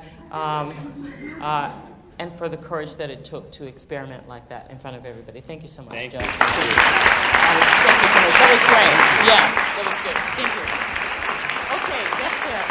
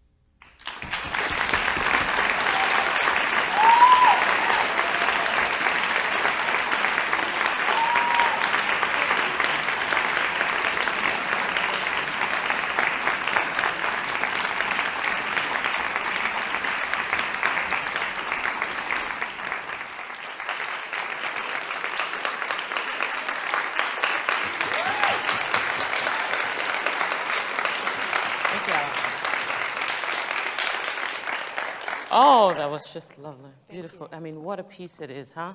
It's a beast. It's a beast, that's for sure. And you showed so many colors in it. It was really, really great. It was something you did really beautiful that I love too. Je vous écris de ma petite chambre was a great line. That was just lovely. Thank you. Look, here's one of Darveda. Darveda. Yeah. Darveda. Here's what I'd like to say. Two things which I think are important. First of all, I know that you understand this, and I know what you're doing. I see where you're going with this. But I think it's important to also establish contact with the audience. Okay. If you can put your sadness and your isolation out there, because the moment that I think that you disengage from us, we disengage from you a little bit. So I understand what you were trying to show. And I think you can do a little bit of that, but I would try it. It's just a suggestion. You can feel the audience, and you can try this maybe the next time you perform it. But see if you can make a connection first with the audience before you separate from them, because I think it's really important to make sure that you take everybody on this journey with you and not start into it alone, and then we don't know, take us with you throughout this experience. So another thing. Another thing is energy. It's that even though in this particular aria she is, you know, in great distress and heartache, and I know that you need for that to read. At the same time, there has to be on the inside of you, and also on the inside of this character, and we saw it a little bit when, you know, when you said, no, I should have destroyed it a long time ago. She does have fire, too. And I think that even though she is feeling very desperate in this moment and scared, that something in you and in your presentation has to be, I don't know, on fire. It can't look, I think, too weak. Yes. Because I don't think she is, and I don't think that as a singer you can afford that. Right. You need all of your energy to bring that into it, and even have that be a quiet stillness, but something inside of you has to be very much alive and burning. Okay. Voila. So I was wondering if we could, the aria is so long, where's a good place to get in? Well, you know what? I'd like to start at the beginning of it. Okay. And see if we, yeah, I'd like to see that. I'd like to see the beginning of it, to see if you can engage with the audience, and also to see that you maintain, that you work with that duality of it being, you know, a sad moment, but also you're very alive. She's scared. It's Christmas. This is it. He said he's going to come back, right? Right. Do you guys know what we're talking about? No. Do you? All right. Do you want to tell them what it's about? Sure. Because maybe everybody... This is the top of Act 3. Charlotte had told Werther that he must leave. She married Albert, but she has this love that she doesn't really know to its full extent yet exists, but she sent him away basically to protect herself. And so he sends these letters to her, and in a third letter he says that he'll be back on Christmas Day, and that if not, then you should cry for me and not out of joy. So it's kind of a, he's going to show up, but I don't know exactly how I feel about that. All right.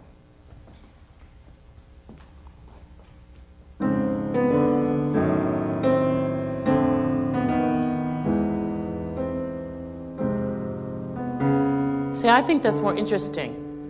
I think it's more interesting.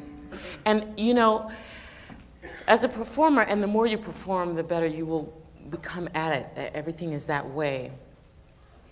You have to have a sense of where the audience is, how you're affecting them, if you got them or not. You know, that's what it... Sniffles or not? You know if you've captured somebody's attention. And that's why it's so important, and all of the beautiful artists have done that today, have begun and really prepared themselves beautifully, because you've got just this moment to say what it is that you have to say.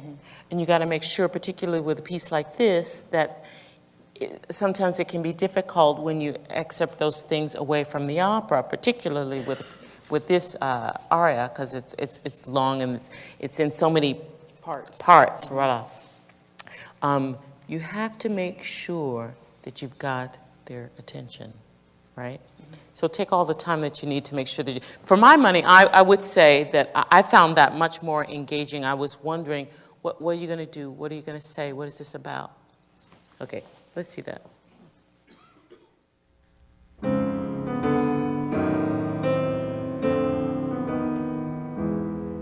keep energy burning inside of you, though. Stay alive.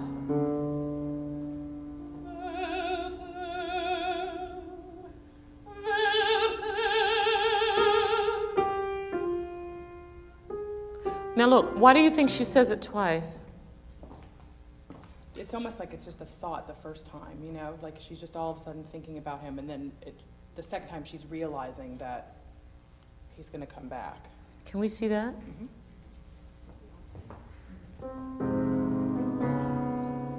This has to be very detailed, this recital.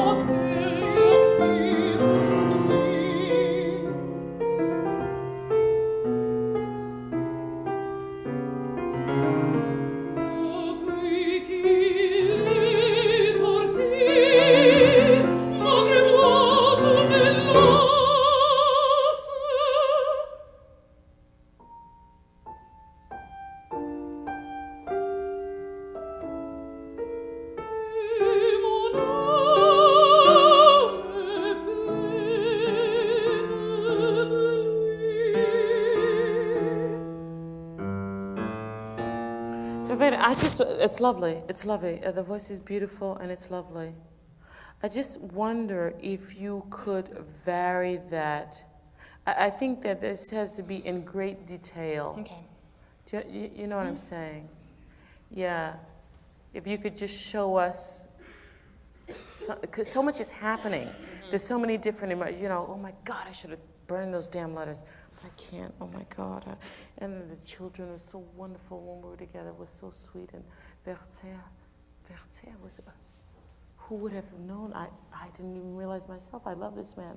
I'm a married woman. How can this be? You know? Can you show us more of the conflict? Okay. I know what you're doing, but I just think that it's small. Yeah, and I don't think that we can afford to stay in one attitude. Okay.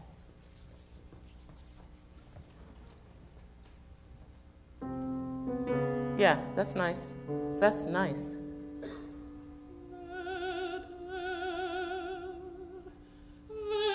Yeah.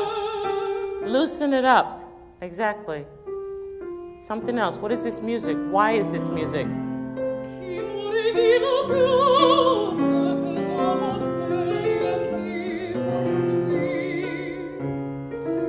Something else. Since he left, oh my God.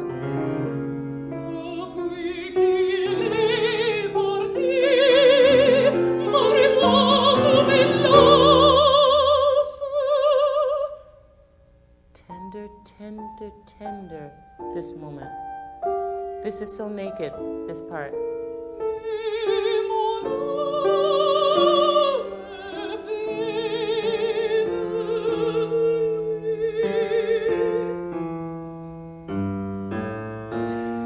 Now put the letters out there.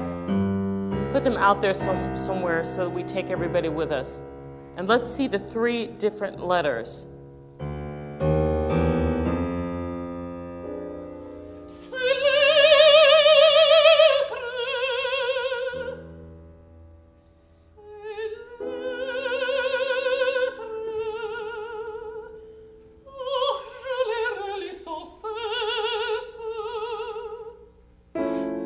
Can you just, I'm just talking about a performance thing. The voice is beautiful here, but I think that we can make it, all of the colors and the things that you're getting in the instrument, I think we can also get in the body.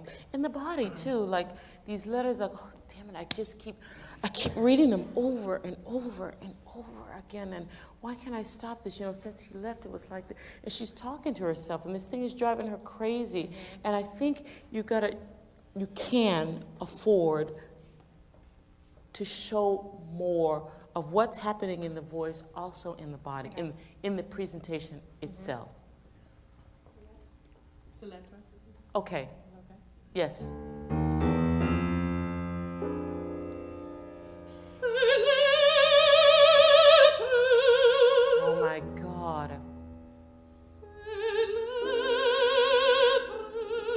Ah. But they're so beautiful. Yeah, that's nice. But they're sad too. Yeah. I should have destroyed them.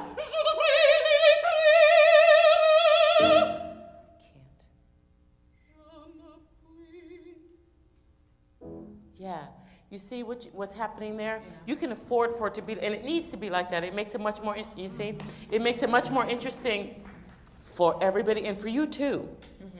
But because the challenge with a piece like this is that you've got a lot to say. And I think you can afford to show it and show her, you know, even though she's only had the character, I guess, one experience in her life, you know, and she's always been a good girl, and she promised her mother when she died she was going to marry this really great, upstanding guy, and he's lovely and everything, but the other guy, you know, sets her on fire. And the conflict of that, and that she knows, you know, she wants him to come back too, but she's scared and what's going to happen. And I think you can afford to show all of that confusion and, oh my God, how can I even allow myself to think this? The moment I think this, I'm in trouble, I'm lost, you know? And you can play with this. Okay. You know, and just mix it up and try and experiment with yourself to take every phrase and, you know, not so that you're dancing all over the place. You can do it with your eyes, you can do it with a gesture, but just that you are showing that there's so much detail and thought that's going into it. Because, in fact, what is artistry? That is what it is, I think. If the composer says to you that you have to sing fortissimo here, and you sing piano here, and this is the map that you're given, right, the piece of paper, and every mezzo that sings that is going to make those same choices. What's going to make yours different from theirs? Artistry. Voila.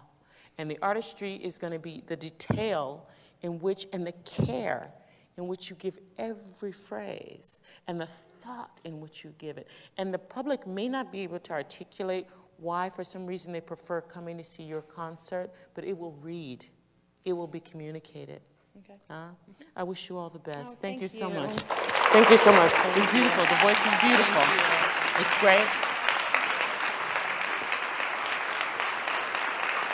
Thank you so much, Allison. That was great. A wonderful orchestra. Thank you.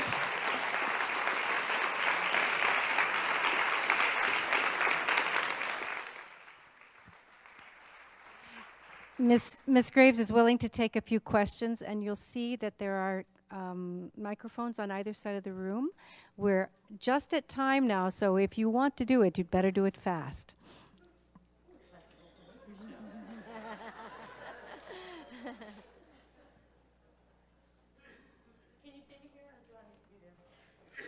Hi, Mrs. Graves. You have the rare distinction of being able to be sort of a vocal celebrity in both the popular and sort of classical arenas. I know as many people who listen to your CDs because they love the way you sing spirituals, as the way they love how you sing Delilah.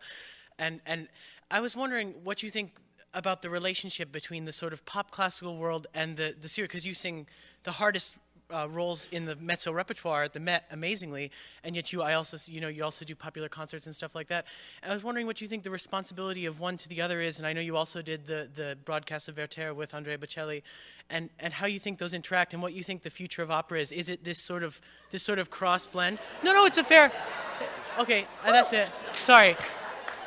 And do you think it's sort of a cross pollination, or how do you think they interact? That's my question. Wait a minute, what was the first question? Hang on, all right, okay. That was all set about. I was thinking, how do you think being a person who is both a celebrity in the classical and popular, how they interact, and what is the responsibility to the other, and where do you think opera is evolving, becoming more popular or splitting off?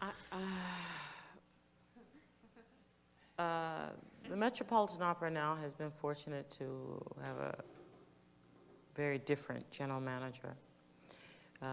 Peter Gelb, who is seen as quite a visionary. And I know that he has some things planned for the Metropolitan Opera that are quite unprecedented. You know, they say that the Metropolitan Opera is considered, the mother of all the opera houses, and they say that when the Met sneezes, all the other opera houses catch the cold. So I think that we will begin to sort of see some of this cross-pollination. I think that, for me, the bottom line is to learn to sing well first, period. And that I know that there are some in the classical music arena who want it to stay pure in that regard. I am not unlike them. But I also think that music is music. That's not true. I don't like heavy metal, but okay. I think that the bottom line is that whether you're singing, if you're a classically trained singer, an opera singer, whether you're singing an aria or a musical theater piece, that it be sung well. You know, I don't abandon, when I'm doing that sort of crossover material, I don't abandon everything that I've learned and been training for all of those years just to sing that particular piece. I'm not sure, you know, I remember back when there was the success of the three tenors and Andrea Bocelli and Charlotte Church, and I'm not sure that brought more people to the opera house. I think it brought a different type of people to a different personality to the theater. I have sung with Andrea a different time, and I can tell you that's not the opera conoscenti that comes and shows up. Those are the little those are the girls who throw their, you know, underwear on the stage. It was something else. I mean, he came out riding in it was like being at a rock concert. It was terrific. I mean, we walked out on the stage, I mean, you know, they all knew him. They didn't know who I was, but when I came out, they were like, yeah! And I was like, yeah, this is great.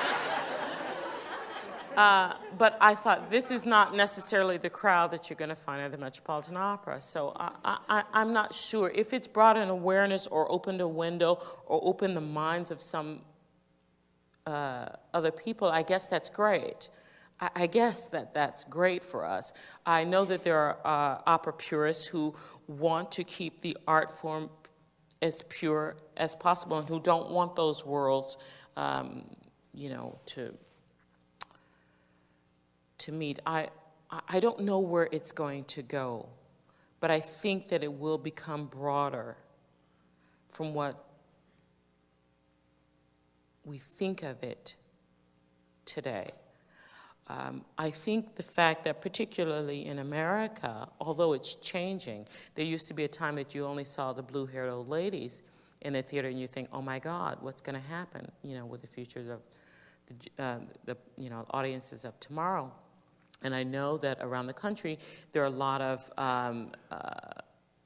opera educational outreach initiatives going into the community, trying to, you know, introduce people to opera and share that operatic experience with all kinds of people.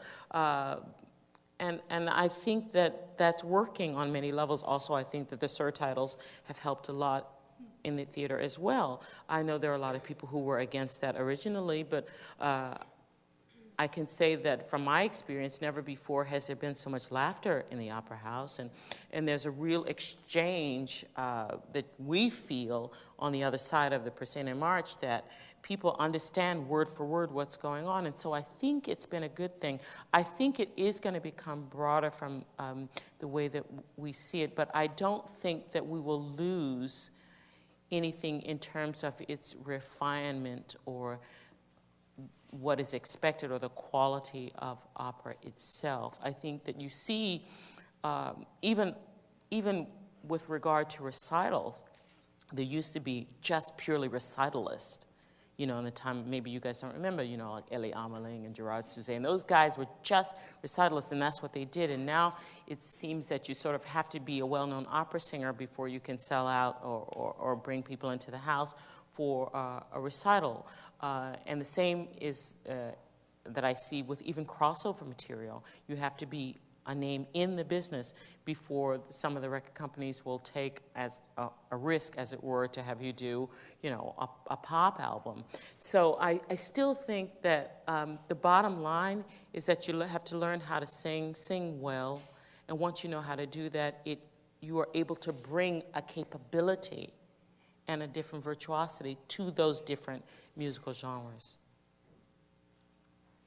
I don't know if I answered your question at all. Did I? Yeah? Okay. Hi. I'm from Cincinnati, Ohio, and you've performed there many times. And I had the pleasure of seeing you do Margaret Garner. And I just want to know, what was your experience like working with Richard Daniel Poor, who you got to work with him, like one-on-one, and have a composer actually write a piece for you, with you in mind? What was that like?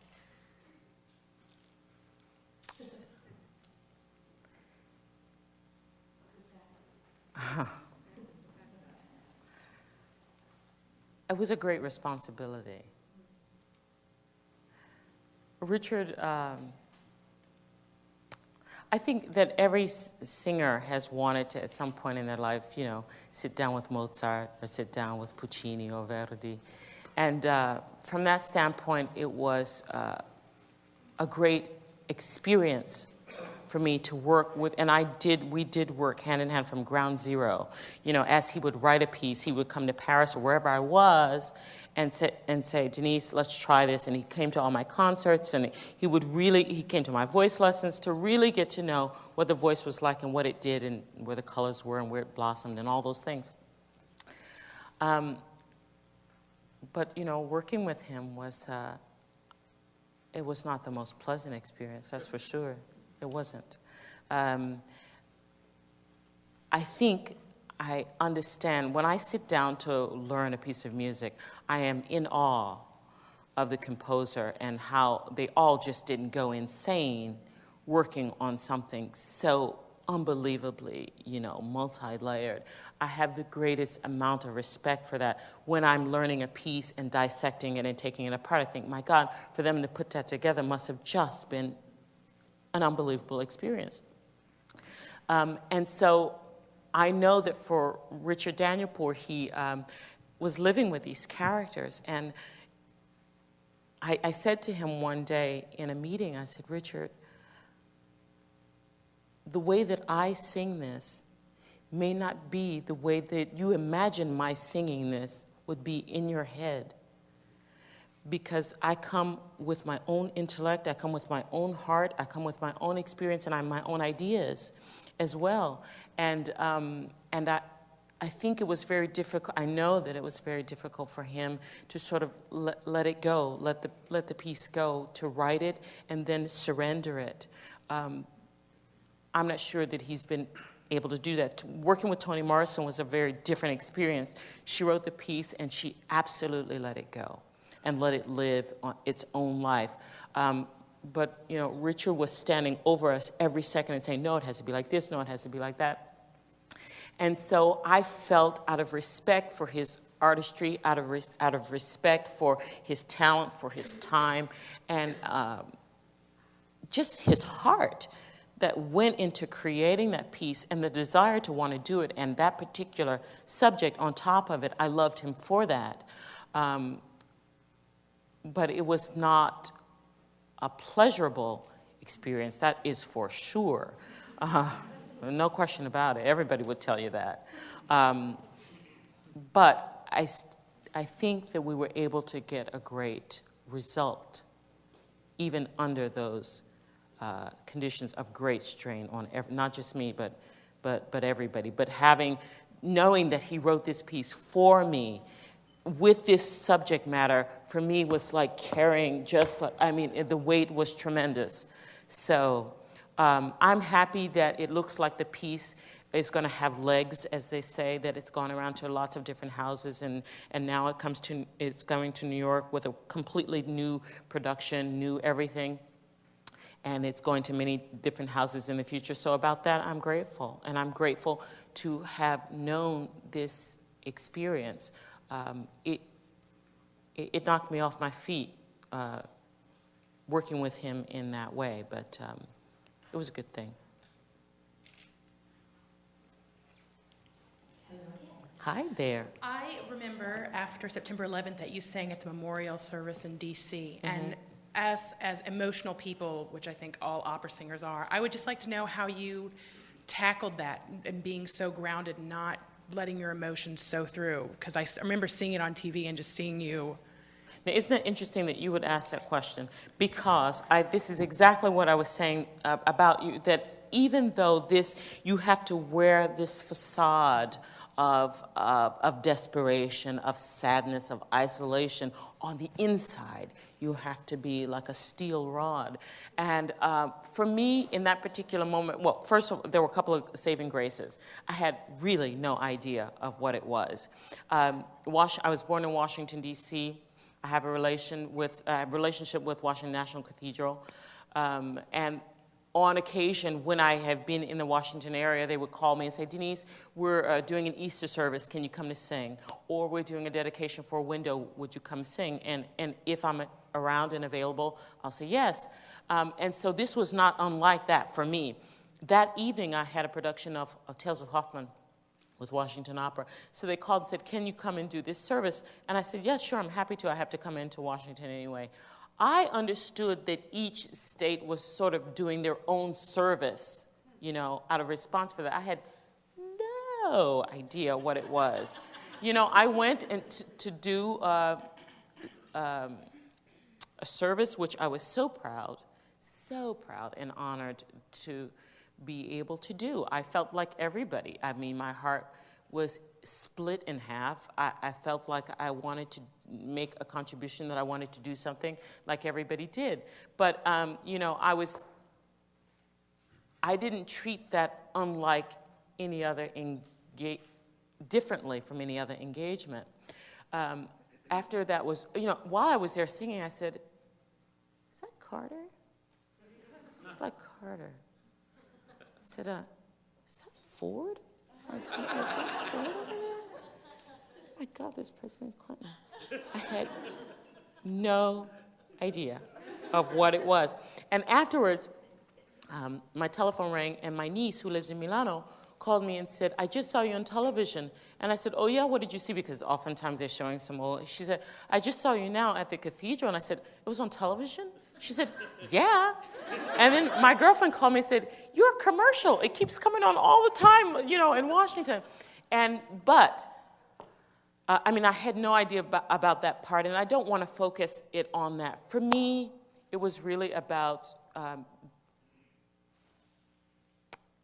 giving us a service and trying to do that and let music herself speak and do its magic. I think that my job is to, although the material is passed through my frame of reference, it's passed through the lens of my experience of who I am, I think that my job is also to remove myself a bit from that and allow the music to speak. And that's how I see what it is that we do. I see that I'm a vessel, and I am an instrument through which this great, beautiful art form that comes to us from some other sphere or some other realm passes through. And that's what I was trying to do, is just get out of the way and let the music speak, because that's what touches people, that's what heals people, that's what expresses that thing which you cannot express. It is a language, it is the universal language. And I consider us great, that it's a blessing in all of our lives that we love it, that we get to actively be involved with that, and I think that for me, there's a responsibility with it as well. Voila. So I wasn't thinking about myself to answer your question. It was really not, I mean, I had no idea. I was really there, I was going to sing a service, and then I had to get to the Opera House that evening. And, but I didn't, I remember seeing an interview once of Elton John when he was asked to sing at the service of Princess Diana. Apparently they were good friends. And someone asked him and said, do you think that you'll be able to do this? And he said, you know, I would be so angry with myself were I not able to honor this great friend of mine in that way, that I couldn't think about myself and my feelings and regard for her. That would make it then personal, and that would cause me to cry. It was about something greater than that. So my job there that day was about something greater.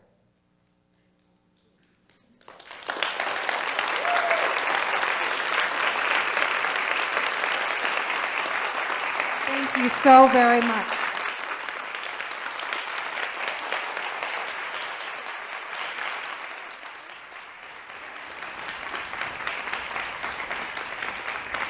You go eat now? Yeah. Yay.